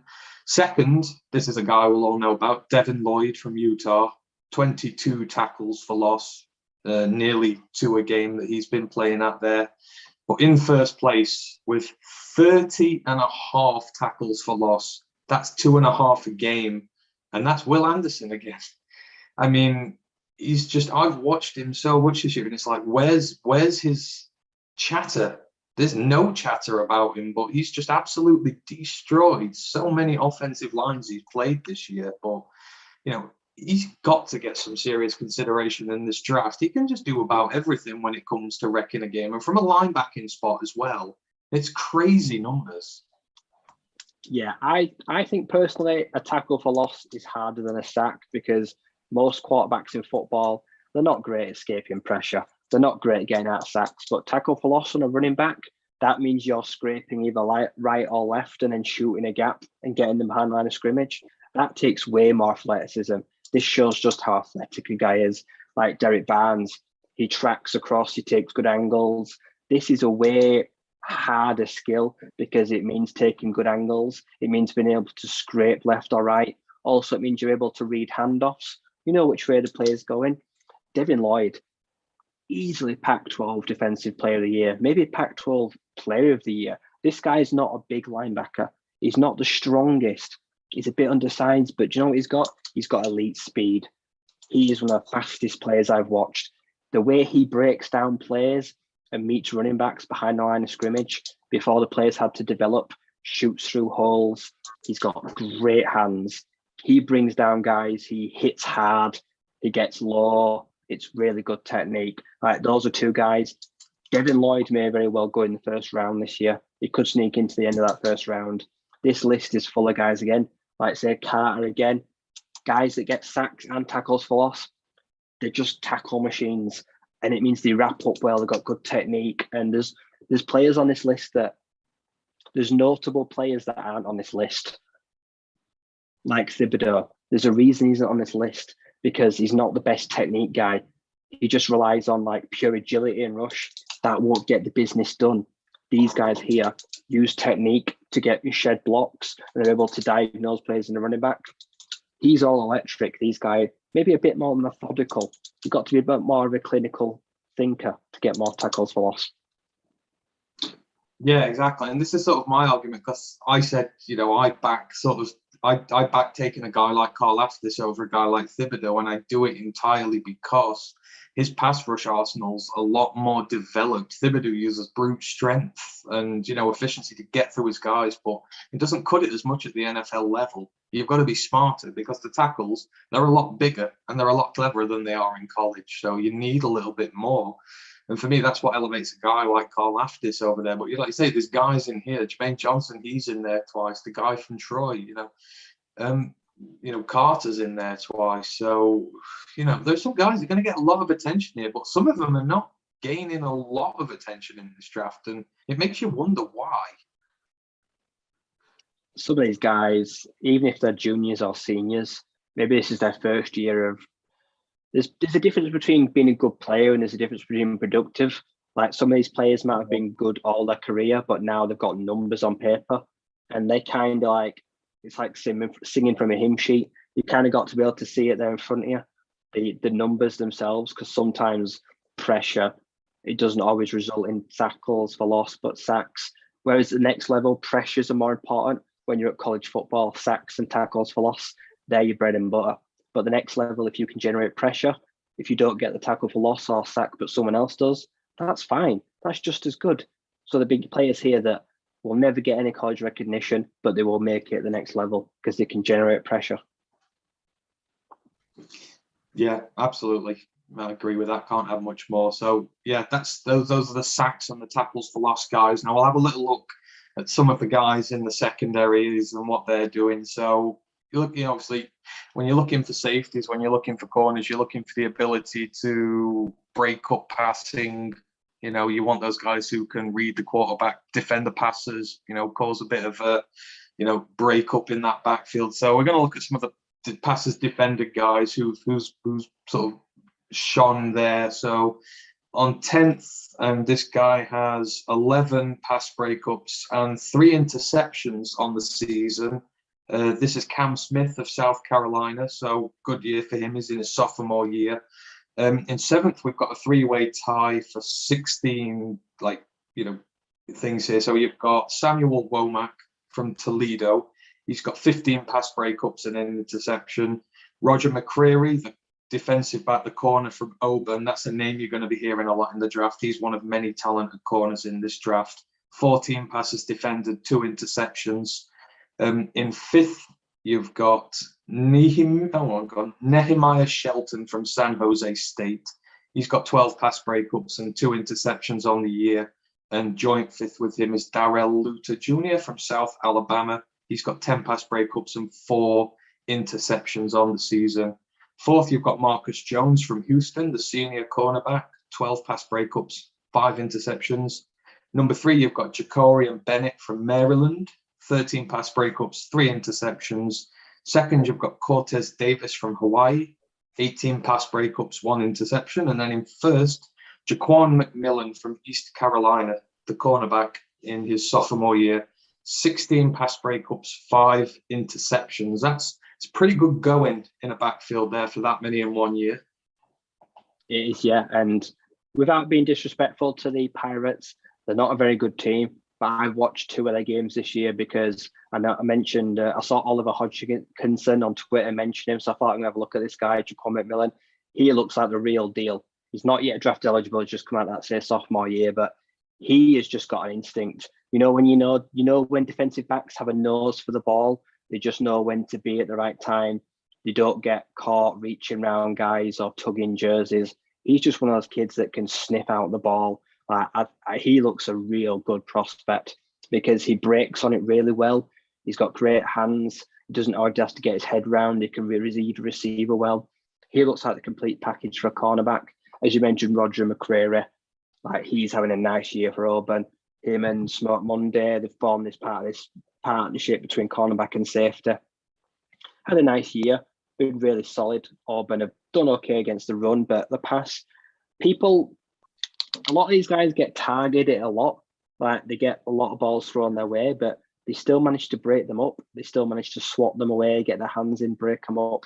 And passes defended sometimes are more important than interceptions, getting off the field, because a lot of these guys will be on 3rd and 4th down, taking shots. And if you've got double digits, that means sometimes, maybe a quarterback might pick on you, but they're going to be great at the same time if you're swatting all their balls away. If you've got good hand-eye coordination, it means you can also keep up with the guy. It means you don't get beat often because you're always there to make a play.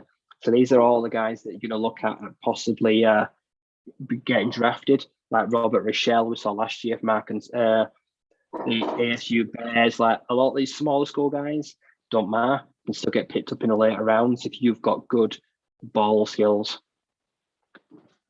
Yeah, I really liked Rochelle in the last draft. I know he was on my draft list in the 4th round or something like that, and then the Rams went and picked him up, which was sad, but he seems to be settling in quite nicely there, actually. I know he got picked on the first game I saw him, but after that, he seems to be getting better there. But yeah, these are some of the guys you're going to be hearing about. As they say, production, gets you up in the draft. You need to be able to do these bits. So anyway, we've gone through the stats for quite a while now, so those are some of the main ones. We've gone through the quarterbacks, the running backs, the receivers, some of the backfield guys, the sack guys. So we'll move it on now, and I know we've got a few other bits here. Ryan, you've been looking at coordinators, I believe, for Ash. I know he asked us about that the other day. Did you have a chance to have a look for some of the potential coordinators who might be snagging up some of these head coach jobs?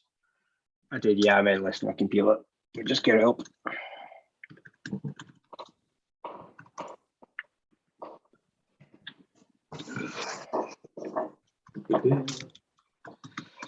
The first guy, obviously, for me, is going to be Phil Parker. Now, this is the Iowa Hawkeyes defensive coordinator. Now, I've picked this guy. He's a bit older than some people. He's 58, but he's very experienced. And what I like is that he cares so much about the secondary. He puts so much work into turnovers, win games. Now, this is a team that has produced safeties for the NFL. You go back a few years, cornerbacks, they're starting to get recognised. These guys are getting drafted. He runs a lot of two safety schemes as well. He'll play multiple safeties. You'll see nickels and dimes. And that's because that's a pro-style defense.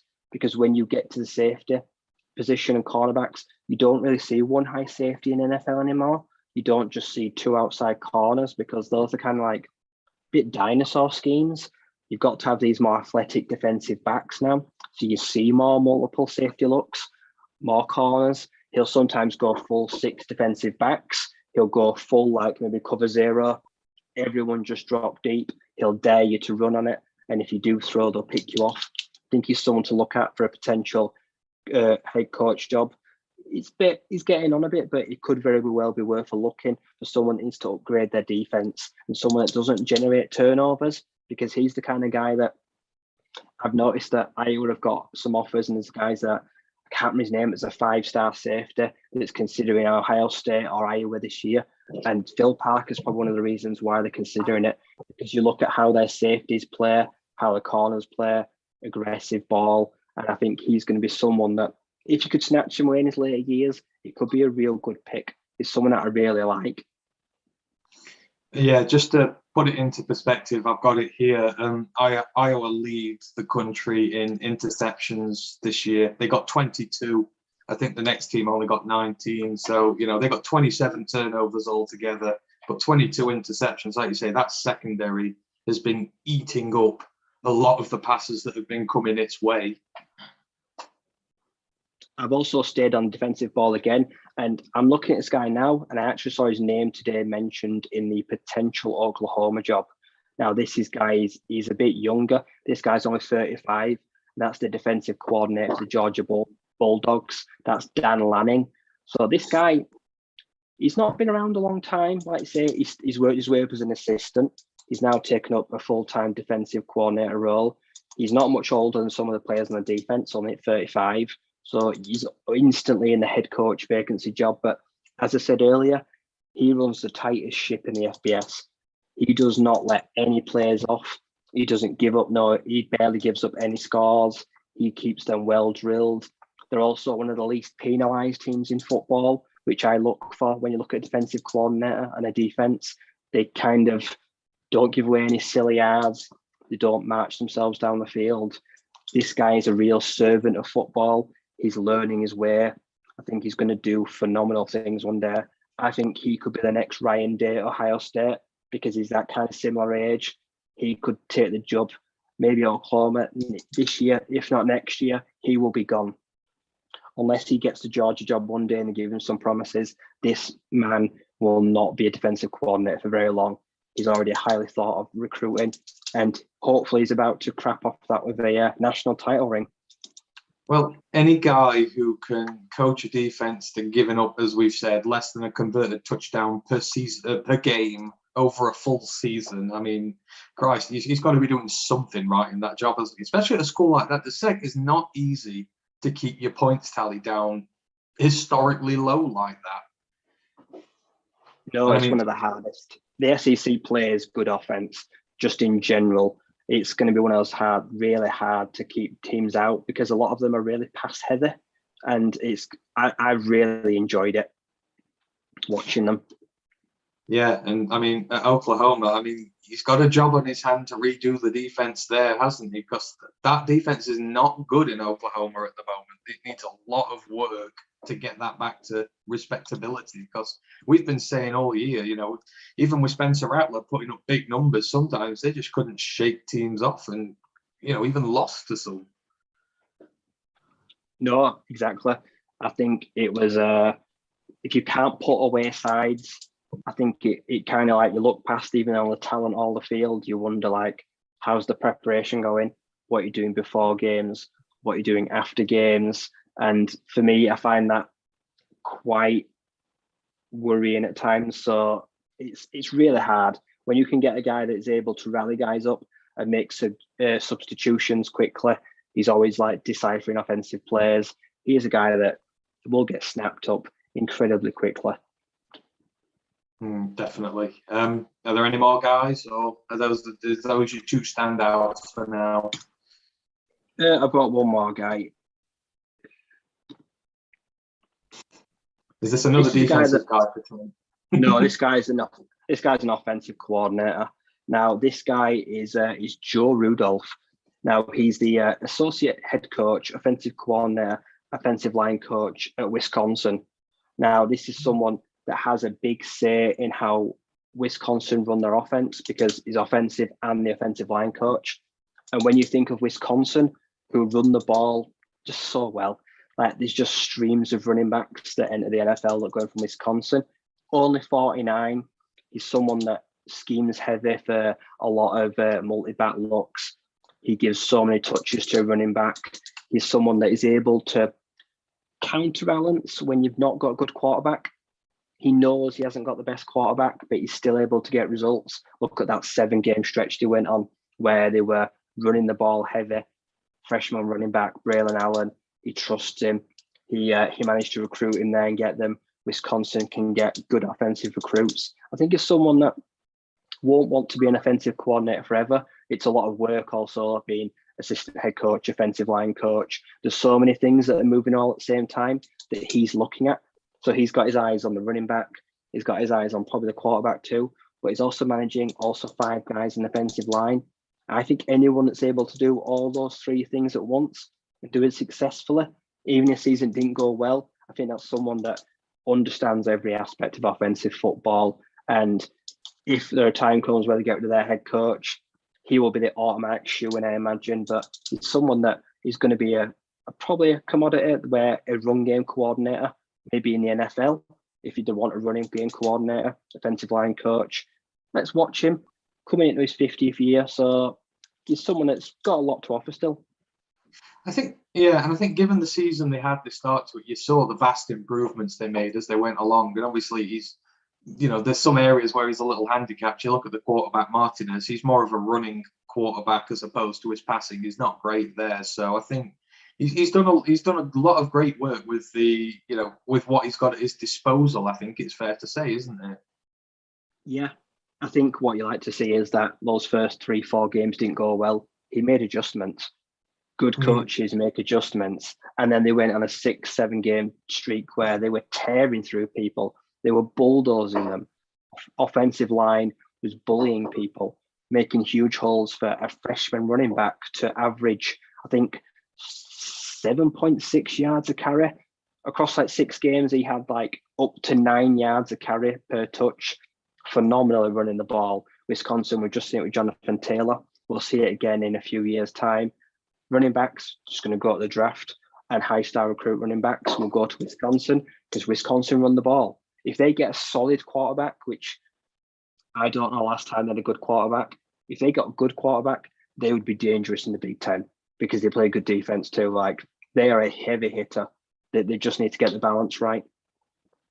Yeah, I'd agree there. I think there's some very good candidates in there, certainly. I think at least a couple of those will be getting a job in the near future. So hopefully, Ash, that answers your question about coordinators there. Thank you, Ryan, for going through that and having a look for us. So, if you ever want these questions asking, send them in. Either me and Ryan, we will do our due diligence and we'll give you a very thorough recap of what we come up with. So, yeah, we're always open if you want to ask us about anything. So, moving on, this I think is probably about our final order of business for the evening. We're just going to take a look at some of the all-conference teams, the guys who've stood out, who have been chosen to represent their respective conferences in the all-star sides. Now, a lot of guys do this. It's like the AP. I think there's a coaches all-star team. I'm using the PFF one for this. Obviously, they use the grading systems a little, but there's a lot of good minds there. So,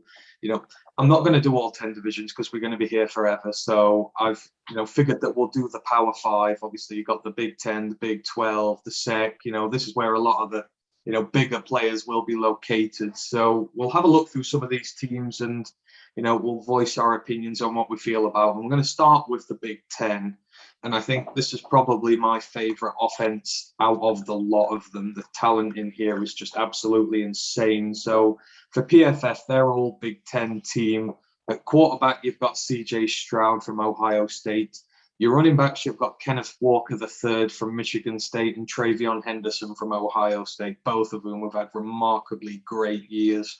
At wide receiver, you've got Jackson Smith and Jigba from Ohio State, Garrett Wilson from Ohio State, and then you've got Jahan Dotson from Penn State, who himself has had an amazing year and is garnering a lot of positive attention going towards the draft. At tight end, the only Indiana player to be involved in this, you've got Peyton Hendershot.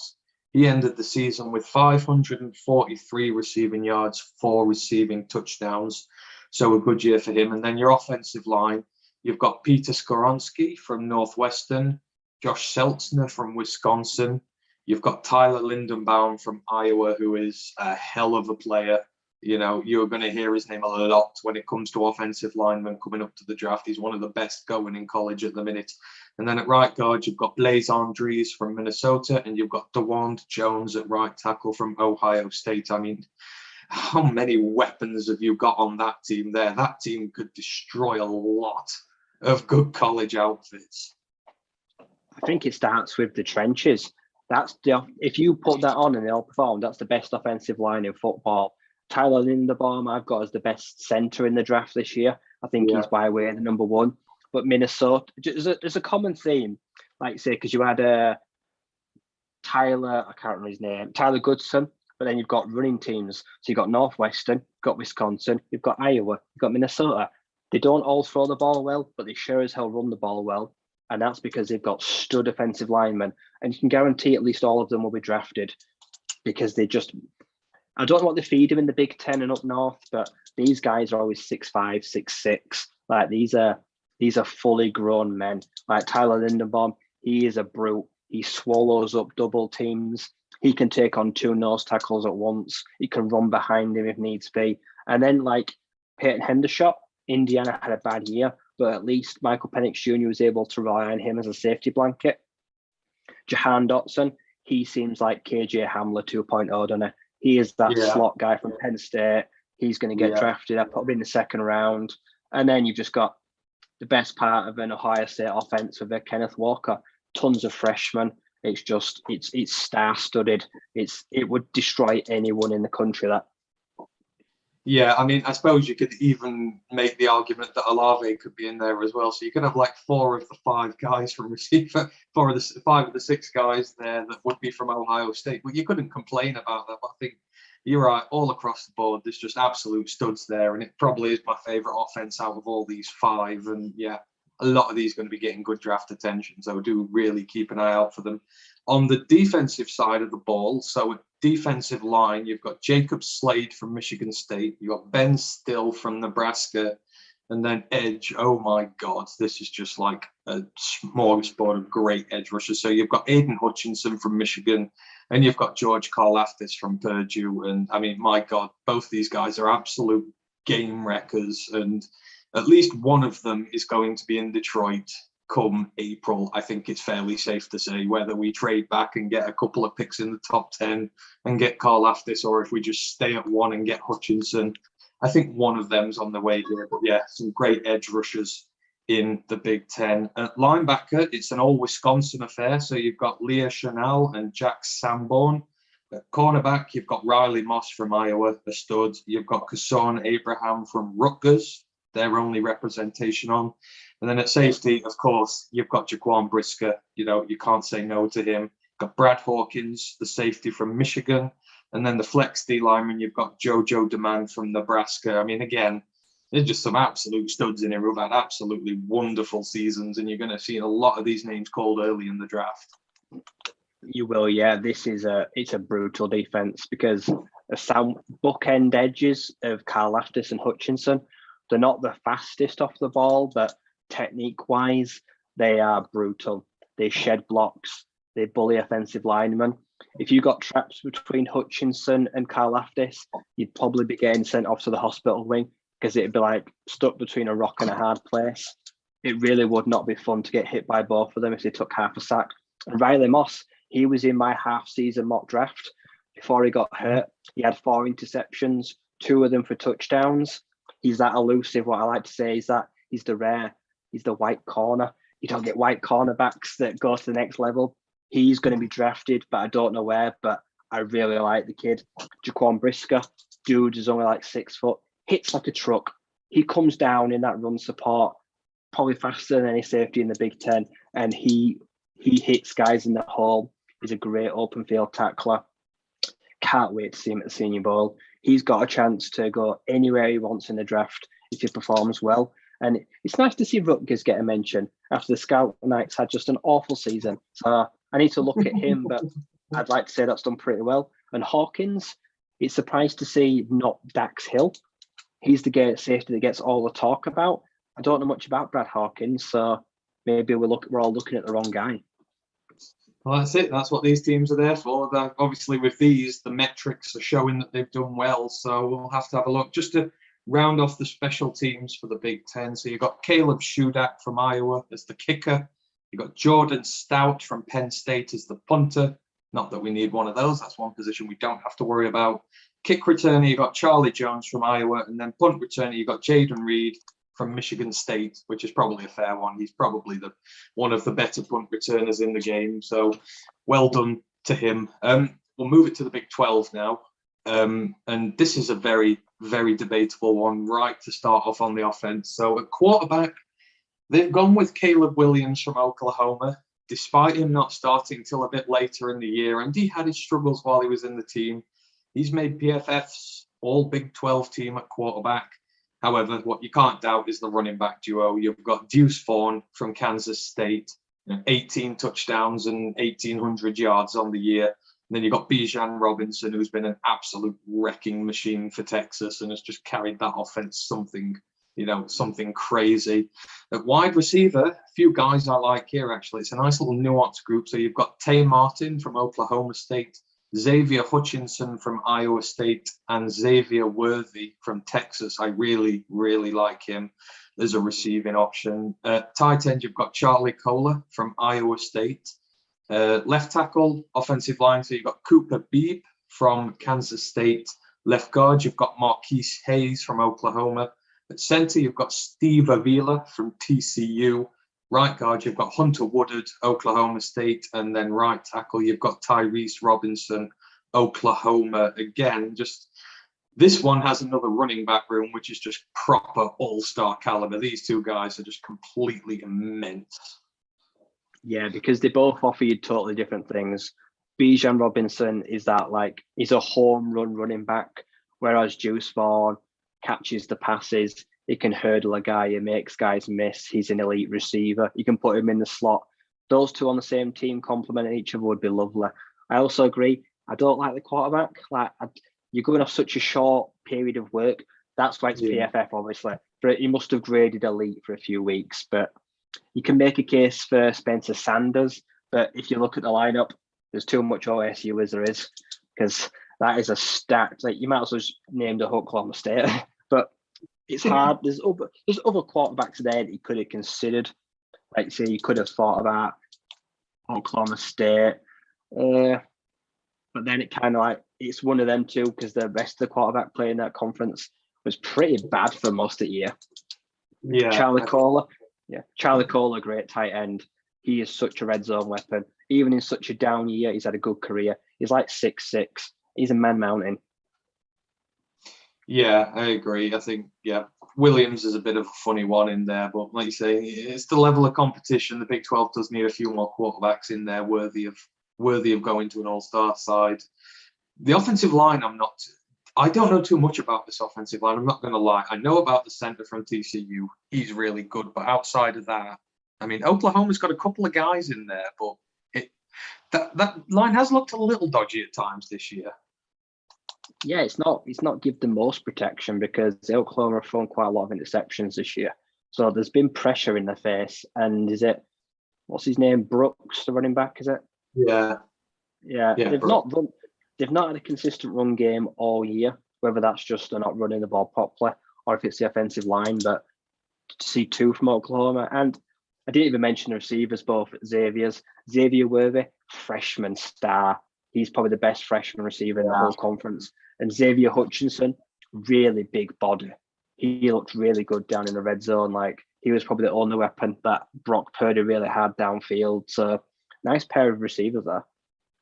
Oh yeah, Xavier Worthy's on my list, and he's like right up on my list of wide receivers to watch going forward now. I just think he's a tremendous guy. I think he's just going to develop so well. I'm really looking forward to seeing that Texas side next year. They do have some good weapons. It's just been a really weird season for them. The defense has been trash, and then just on weeks the offense hasn't functioned. But there's a lot to be positive about there for them. So we're going to move on to the defense now, and this is really enough. This is Oklahoma State dominated, really. So at defensive line, you've got Jalen Redmond from Oklahoma. You've got Jaden Jernigan from Oklahoma State. Then on the edge players, you've got Nick Benito from Oklahoma. And then you've got Felix Anadike-Uzamoa. We mentioned him earlier from Kansas State. That's an entirely justified pick there. Linebackers, you've got Malcolm Rodriguez from Oklahoma State. Colin Schuler from Texas Tech. And then cornerbacks, well, this is all Oklahoma State dominated. You've got Jarek Bernard-Converse and Christian Holmes there. And then at safety, Russ Yeast, Kansas State. Colby Harvell-Peel, Oklahoma State. You'll have heard him on our safeties to watch list for this year, and he's justified that. He's in the Big 12 team. And then the flex D, you've got Jalen Pitra from Baylor. It's not a surprise there's a lot of Oklahoma State guys in here, because this defense this year has been pretty damn good and has seen them to the top of the Big 12. It's a really good linebacker pair. I've watched Malcolm Rodriguez now for a few years. He's entering the draft number 20. He is a tackle machine. He guarantees you 130, 140 tackles maybe a year. And Colin Schooler at Texas Tech, I think he's bounced around to a few teams, but he has had a ridiculously productive career. He's a big, strong guy. I really like him. Now, I don't agree with flexing Jalen Pitra, the big 6'2" Baylor safety. I'd put him in that lineup. I'd maybe get rid of Russ Yeast and also get rid of one of the cornerbacks, because Trevius Hodges-Tomlinson from TCU, who I talked about before the year, in a bad defense, for a guy that's like 5'8", 5'9", had another really good year. I think he could. Actually, I imagine he's probably one of the other teams. I think he's in the second, if I remember rightly. But I was just using the firsts for this one. Otherwise, we'd have gone forever. No, he didn't make any team. Oh, really?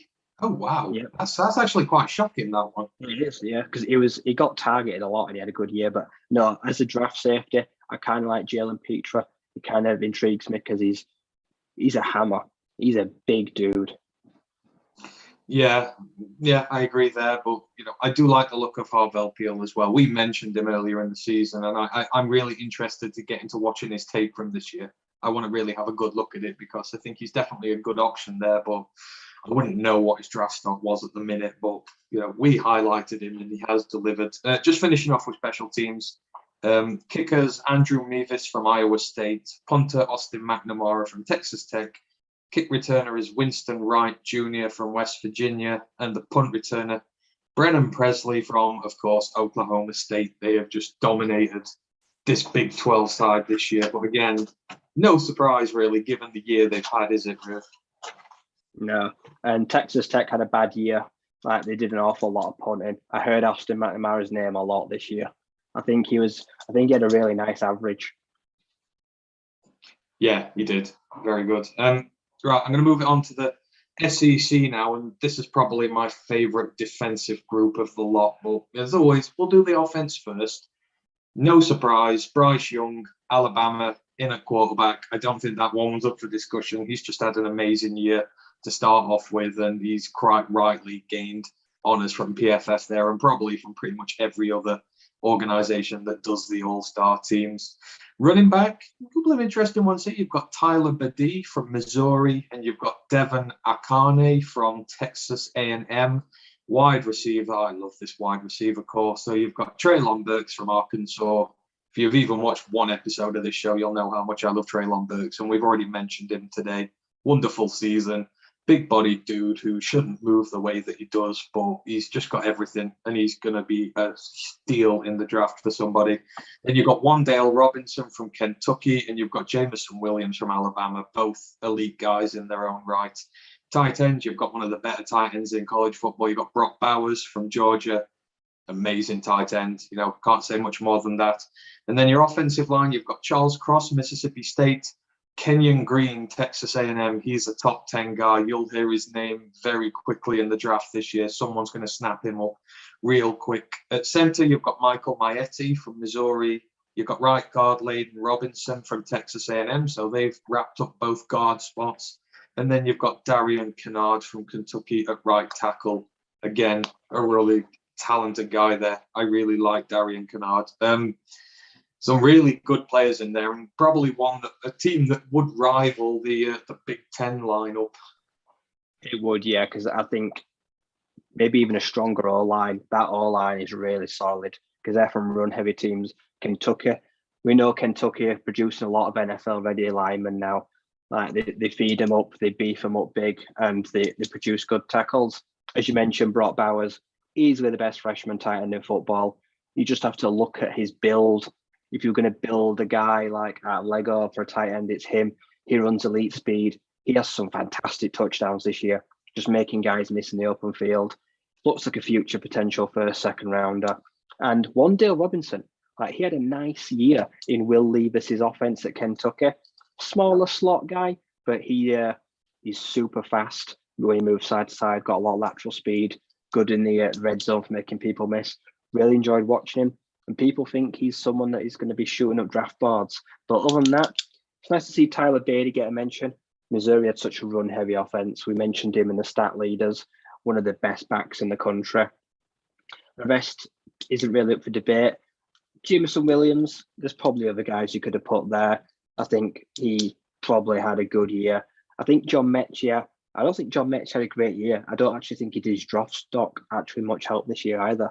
I've seen people doubting him this season. So I feel like Burks and Robinson are carrying that, but it's a pretty good offense. The defense, wow. Just look at the names. Let's get through to it. I mean, there's like half a dozen guys I want to draft straight away off this list, but we'll go through. So obviously there's a few Georgia guys on here, and we know there will be. So defensive line, you've got Neil Farrell Jr. from LSU, and you've got Devontae Wyatt from Georgia. He's amazing. What could you say? Edge guys, you've got Will Anderson Jr. at Alabama. I mean, over 30 tackles for loss, leading sacks in the entire country. You can't say much more for him. And then you've got Kingsley Enagbare from South Carolina, another dude who's been mentioned on here a few times. Great edge rusher in his own right. Linebacker, of course, it's going to be all Georgia. You've got Nakobe Dean, who's the most elite out of a lot of them. And then you've got Channing Tindall in there as well. Cornerback, Roger McCreary from Auburn and Darian Kendrick from Georgia. Again, good God, just a great cornerback pair there. You've got Lewis Seen from Georgia at safety. I had him in my safety to watch list. He was my wild card. He's had a brilliant year, and he's proven me right on that one. And I thank you very much. He's had an amazing season. And then you got Jordan Battle from Alabama, who was a presumptive first-round pick this year. And then in the flex, you've got DeAntonio Johnson from Texas A&M. I mean, studs, and more studs, I think is how you describe that defense. Yeah, that is an elite defense. It starts in the middle and works out. Devontae Wyatt, one of the sturdiest defensive tackles in football. He swallows running backs up for breakfast. He's not the fastest. He's also not the most agile side to side, but he takes up two guys. If you get double teamed because he's such a man mountain, that frees up someone, and he's just a good enabler.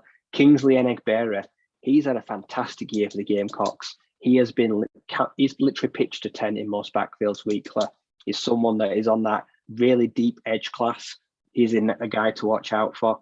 Nakobe Dean, linebacker 1. He'll be gone well after we're picking first, but well before we're picking again at 23 maybe. I don't think we'll get a sniff at him, unfortunately. I think he's going to do really well. Darian Kendrick's had a nice year for a corner that's on like 5'9".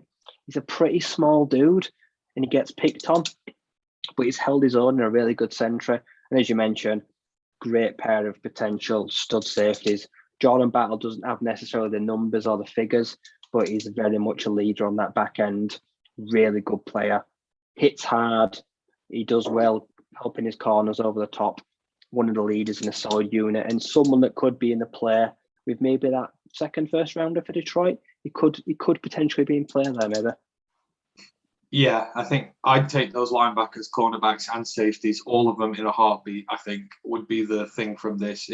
If we had Nakobe Dean, if we got Lewis Sign, Roderick, it'd be crazy. There's just so many.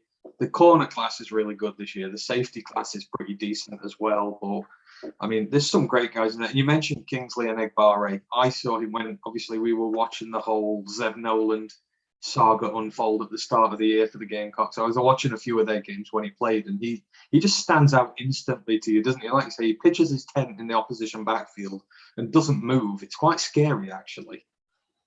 Yeah, he's great. He racks up tackles for loss. He's able to beat any tight end or anything chipping him to bring help, like he's able to do well. Also, nice shout out, Smoke Monday made the second team. He was on my safety watch list. The SEC is just stacked with safeties. What a great class for the position. In just general, the safeties everywhere. Oh, yeah. I mean, there's so many good safeties and corners in the SEC that just haven't made. It's not that they've not played well. It's just that the depth is just insane. These guys are all great players in their own right. So, fair play to them all. And what a defense that is. Right. We'll move it on now. And we're going to go into the Pac-12 now. Obviously, this is your wheelhouse. You'll know all these names on there and maybe a few surprising ones in here. So, quarterback, they've gone Chance Nolan from Oregon State. I can guarantee you it won't be his name there. It won't be an Oregon State quarterback in there next year. The rate quarterbacks are transferring into the Pac-12. So Chance Nolan is in at quarterback. Running backs, you've got Zach Charbonnet from UCLA, no surprise. Rashad White from Arizona State. Again, he's had what can only be described as an amazing year. And it's, that's a great and a fairly, he's well deserved, let's say. And then at wide receiver, got some good guys in here. Drake London from USC, having an absolute barnstormer of a year before he went down with injury towards the end, but he was always going to be in this list, and he's going to be appearing in the draft again a lot sooner rather than later. I don't think the injury will have affected his stock at all. He racked up some stupid stats before his season was prematurely injured. Then you've got Trayvon Bradford from Oregon State and Devon Williams from Oregon. At tight end, you've got Benjamin Urasek from Stanford. And then on your offensive line, left tackle, Kellen Dyche. I hope I've not butchered his name, from Arizona State. You've got Andrew Voorhees from USC. Brett Nealon from USC. Liam Jimmons from USC, so that's left guard, center, and right guard, all USC. And then you've got Braden Daniels, right tackle from Utah. What do you, the resident Pac-12 expert, make of that? From what I've seen from Oregon State, they've been a really balanced offense. Their quarterback has looked really good. They've moved the ball downfield. They've scored heavily. For someone that's a newcomer to the conference, Oregon State have had a big breakout year. They were very much in that Pac-12 North race for a long period, and I've enjoyed watching them. Running back pair, they're just fantastic. You got Zach Charbonnet on the ground, just bulldozing teams because of his big build. Then you've got Rashad White catching the passes out the backfield, the touchdowns. He was the highest grade all year of running backs in the Pac-12. He had a 90.05 in rushing receiving. So that's probably the most balanced running back pair maybe of all these teams. I don't like the center. You could have picked Donovan West from Arizona State. He's got good draft stock this year, but no, USC, let's say it's hard to judge their offensive line because Slovis didn't make the best of it. It did struggle at times, but it's nice to see we've got a tackle in there because we're such a run-heavy team. Utah run the ball pretty well. The receivers, London and Bradford, but Devon Williams, no, I don't really think Oregon had an elite receiver this year. They struggled, so that's not a kind of guy. There's likes of Ricky Pearsall, Arizona State. You've got some Utah, Arizona guys. Even though they were so bad, he was something Berry Hill the third. You could have put in there. Yeah. But no, it's a good offense. It moved the ball. It like I say, and then there's some great names coming up. It's a pretty good team that hold its own. Yeah, I think so. Like I say, you don't have necessarily the star names in there. You've probably got one guy at the minute who's getting drafted first round in an NFL draft there in Drake London. But outside of that, like I say, it'd be a very solid unit, I think. And yeah, I think for the most part, I agree. I think I think they've got it about right there. So on the defense, they've gone in pairs. 4 of the 5 units here are 2 players from the same team. So there are some good defensive pairings in the Pac-12 this year. So on defensive line, it's all Oregon, and you've got Popo Aumavae, and you've got Brandon Dorlus. At edge, you've got Kayvon Thibodeau from Oregon, of course, and then you've got Mike Tafua from Utah. That's the only mixed group of players here. And everyone else, this is in pairs. So the linebackers, you will not be surprised to hear come from Utah. Devin Lloyd, Nephi Sewell. Just go back and watch their victory over Oregon a couple of weeks ago, and you'll see why these pair are in here. They're just probably they're by far the best linebacking pair in the Pac-12, maybe in college football. They've just had absolutely great years, and I know any relative of Penei Sewell will gain Lions draft interest when he's ready in a year or so's time. Cornerback, going to Washington, they've had a horrible year, but they do make good defenders in Washington. Our own Levi was from there last year. So you've got Trent McDuffie and Kyler Gordon. And then safeties, another poor-ass team this year, but we've got a good defense. You go to Cal, and you've got Elijah Hicks and Daniel Scott, both from California. And then in the flex position, you've got Brendan Radley-Hiles from Washington. This is a formidable defense. It's got a very good secondary, even if they're not from great teams. Obviously, a wonderful pair of linebackers, and you've got some great guys up front there as well. See, with the Sewells, I much prefer Noah to Nephi. I know Nephi had a great game when they stopped Oregon, but for me, I think Noah is the far superior brother. I would have put him in the first team because what I've seen him do in the last 2 years, oh God, it makes your mouth water. Like, I cannot wait for him to be draft eligible because he is phenomenal. Safeties, Cal, horrible team. They gave Arizona their first win in 2 years, but they sent Ashton Davis and Cam Bynum to the draft in the last 2 years at safety. So they're good at that position. Washington, they're kind of one of the cornerback U's. They kind of just produce lots of NFL cornerbacks. Like you could make a case for, there was a guy that had 2 pick sixes for Washington State this year. His name reminds me, but Trent McDuffie, Kyler Gordon, 2 mint outside guys. It's really hard to throw the ball against Washington ever. And then obviously you can't forget Devin Lloyd, the Pac-12's best defender. It's not Thibodeau, it's Devin Lloyd. Even though people want to say that, Devin Lloyd can do everything. Kayvon Thibodeau is elite at what he does, but he only does a few things well. I don't like him against the run. That's why I don't take him for Detroit 1, because he doesn't play the run. He's an edge rusher. He's not a defensive end. He's kind of like a bit of a one-trick pony for me. And then your defensive ends, Oregon, very stout in the middle. Popo Aumavae, like I say, you get a lot of Polynesian, Samoan stars that all kind of go to the Pac-12 because it's the Pacific Coast. You get these big kind of players, and it's a really good defense. I really think that could hold its own against some of these offenses because they've all had fantastic years. And Devin Lloyd, can't wait to see what he can do at the next level because I'm a huge fan of him. Yeah, I agree. I think there's a lot of picks have been made spot on here. I think the only one I would put in there, and I'm a massive fan of him, would be Mikael Wright at cornerback for Oregon. I think he's had an insanely good year. Well, not an insanely good, but he's had a really good year. And again, he's going to be one of those round 2, 3 guys who would really, really interest me if we were. Sorry, Verone McKinley. Yeah. You could put the Oregon safety in Verone McKinley.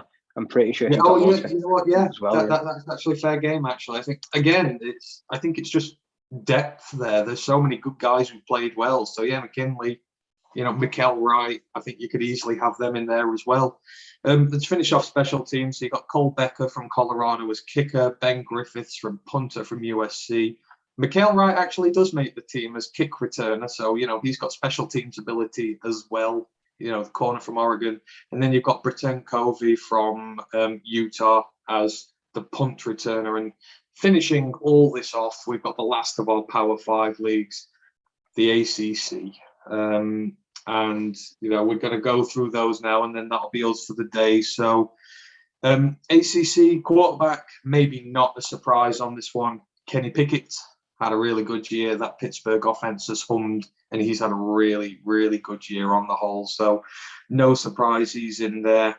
Running back room, I mean, this is another really great running back room. You've got Sean Tucker from Syracuse. You've got Jahmyr Gibbs from Georgia Tech. Both outstanding running backs in their own right who've had really good years. Wide receiver, Jordan Addison, Pittsburgh. You've got Jaquari Robertson from Wake Forest, and you've got Josh Downs from North Carolina.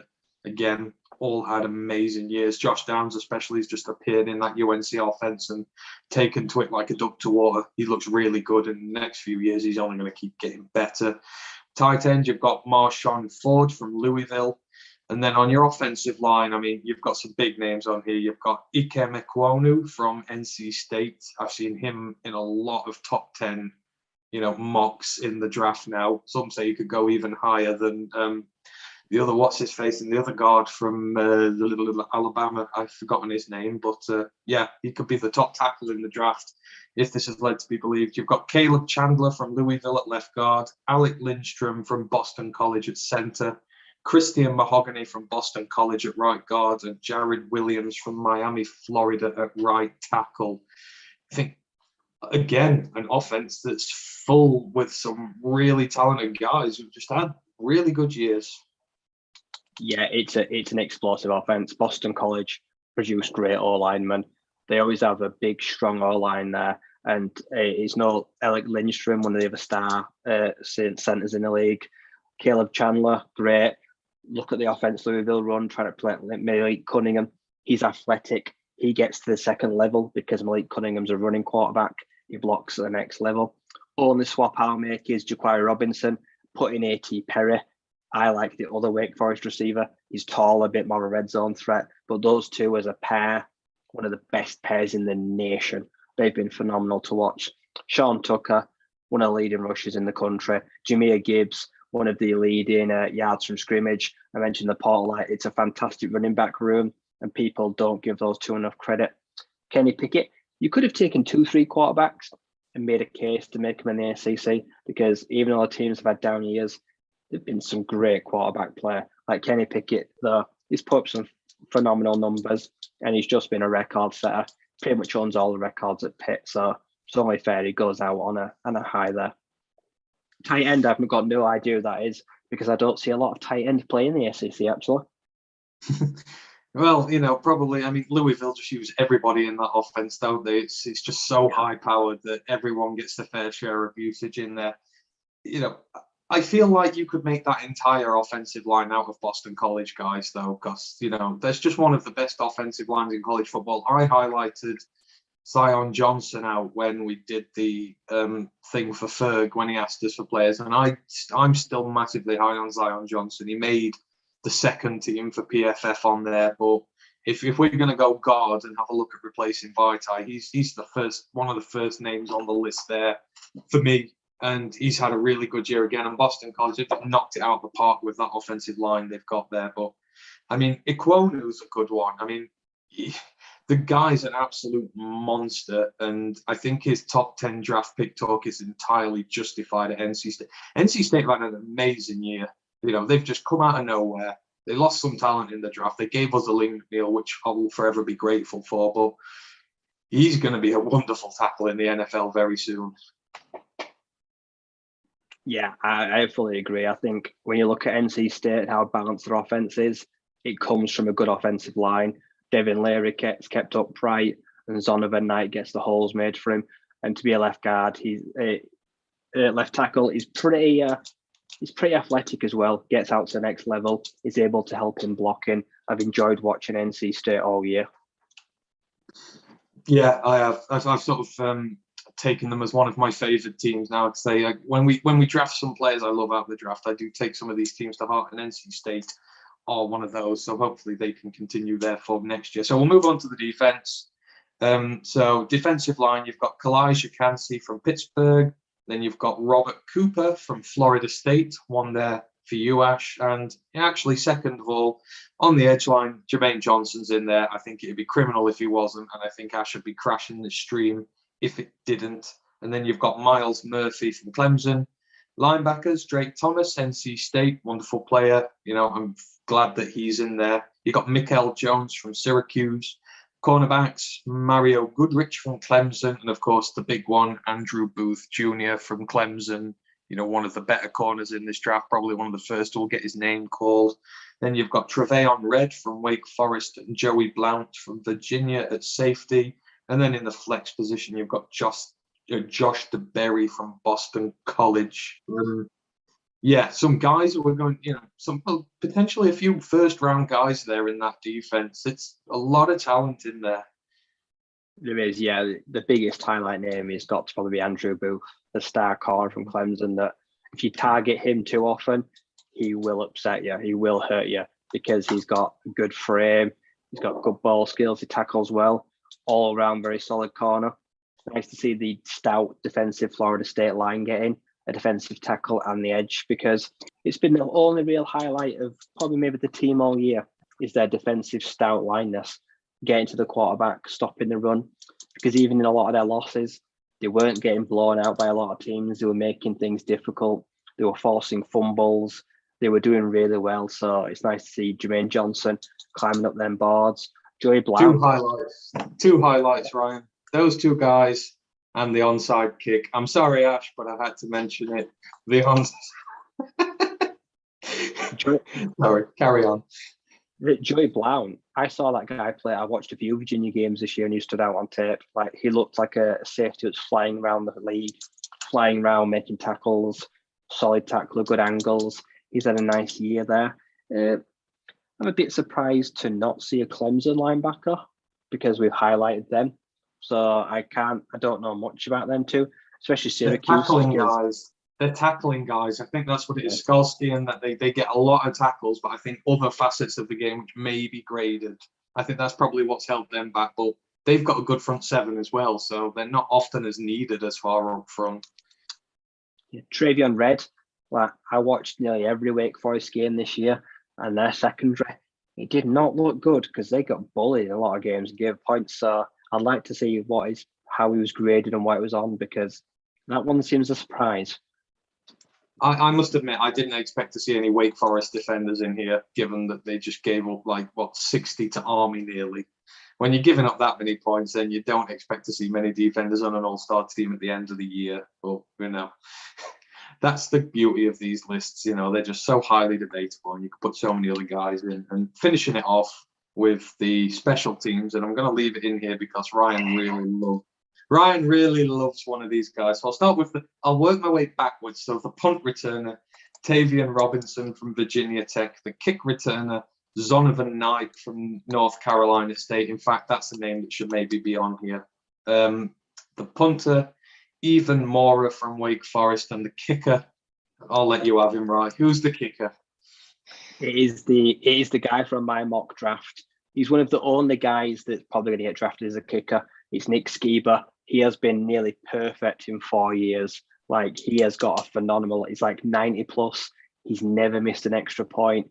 He's one of those Mr. Accurates. It's well deserved because he's had to dig them out because there have been so many close games all year where getting extra points, chipping field goals in. So Nick Skiba only deserves it. And he will get drafted. There's not many kickers that will, but he's probably one that's probably worth a draft pick. I knew you'd be looking forward to that one. I know you've been a big advocate for him for some time now. So that is the Power 5 All-Star teams, some of the names you've got in there. So we've done the divisions the other day. We've gone through the players now. I think we've covered an awful lot of what's gone on this season. Obviously, if there's anything else, as I say, just let us know. But is there anything else? I can't remember if we had any other sections planned for today. Crack on if there is. No sections, no. I'll just go over things that have happened while we're on the pod or anything. It's come out that at the University of Miami, they want Mario Cristobal, the Oregon head coach, and they're going to make a real play at him. So the Pac-12 championship might not be the only thing that Oregon lose this weekend. There's a lot on the line. If they don't win that game, there's a strong case they're going to lose their head coach because Miami is an attractive job. And yesterday, the UVA Virginia head coach, Bronco Mendenhall, he stepped down. He didn't say why. He listed he said personal reasons. And then not long after, one of their key wide receivers also went to the transfer portal. So something's gone on a bit harmonious, because I think they maybe have got bowl eligibility. I feel like they got 6 wins. I think it was 6 and 6. So yeah, he stepped down, and he wasn't there long. He was only there a year or two. So that's another head job that position needs to be filled. And it's been quite a surprise, imagine, to see him step down so sudden. Yeah, I mean, the Oregon one surprising. I guess I don't know. I feel like that's not much of a jump over to Miami. I guess if it's you want to change divisions there, but Oregon, they always have a good shot at the Pac-12 in a Power 5 conference. I'd be surprised if that one came off, but I guess it all depends on the result tonight, because that's taking place tonight. Oregon, Utah for the Pac-12 championship is at about 1:00 tomorrow morning.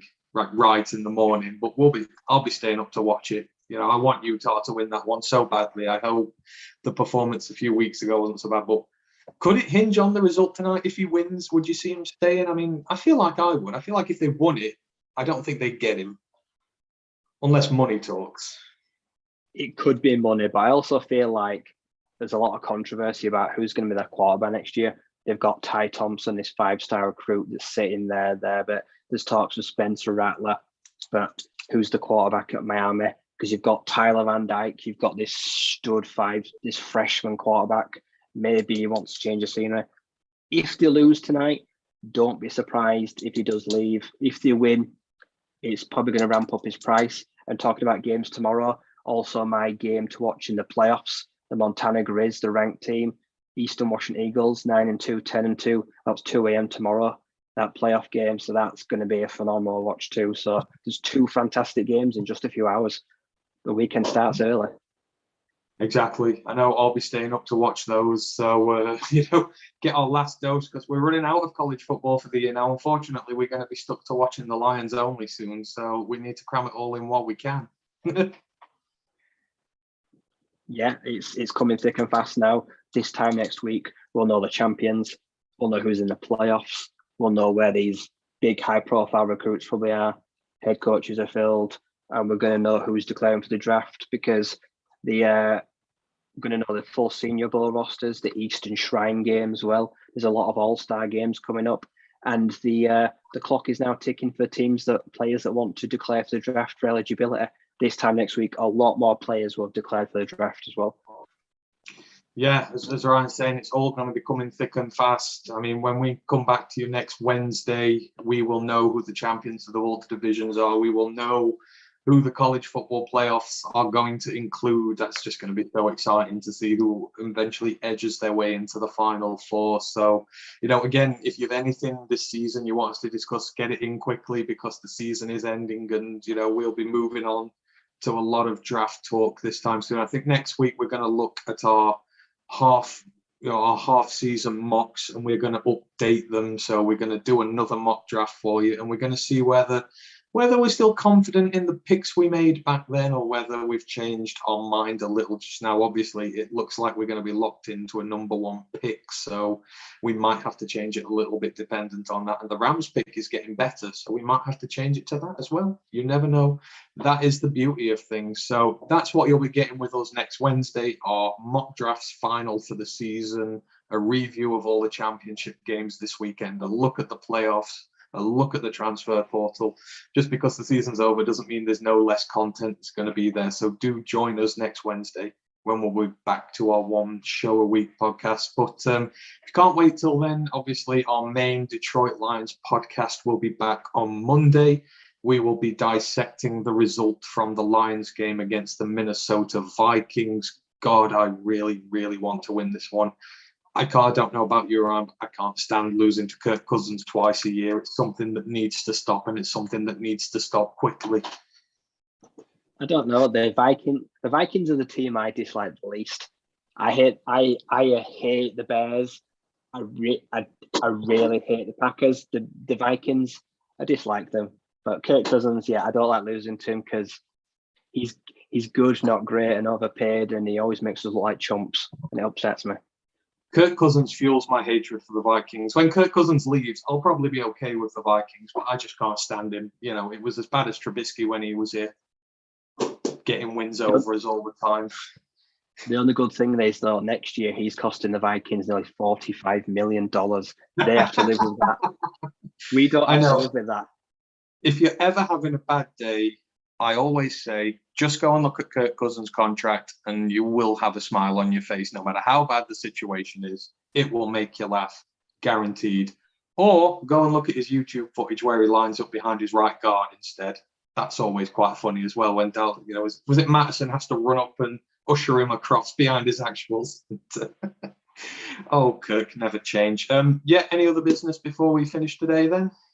No, next week I'll try get the confirmed bowl games as well. I'll go online and because a lot of them should be decided by then. I'll help you with that because there's a ridiculous. We might have to decide which ones we do and don't because there's like a stupid amount of bowl games, isn't there? But yeah, there's going to be list them all. And we'll go for a few. Yeah.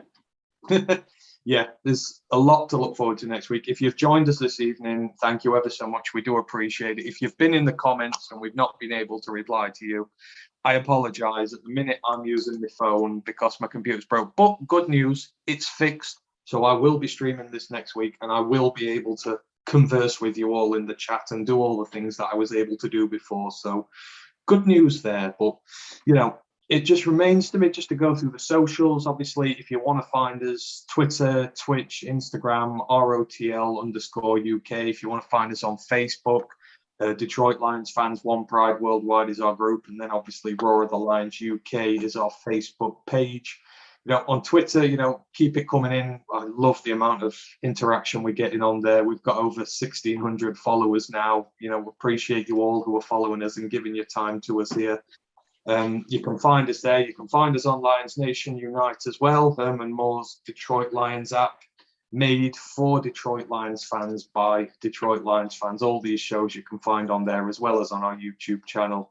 And again, thanks to everyone who's joined. I know it's been another long one, but it's the end of season. We're allowed to go into a lot of detail about what's happened. So until next time, you may last with us a minute. I don't know whether Matt's at his computer to end the stream, so you may hear me and Ryan chatting about mundane things. But until next time, goodbye and one pride. One pride.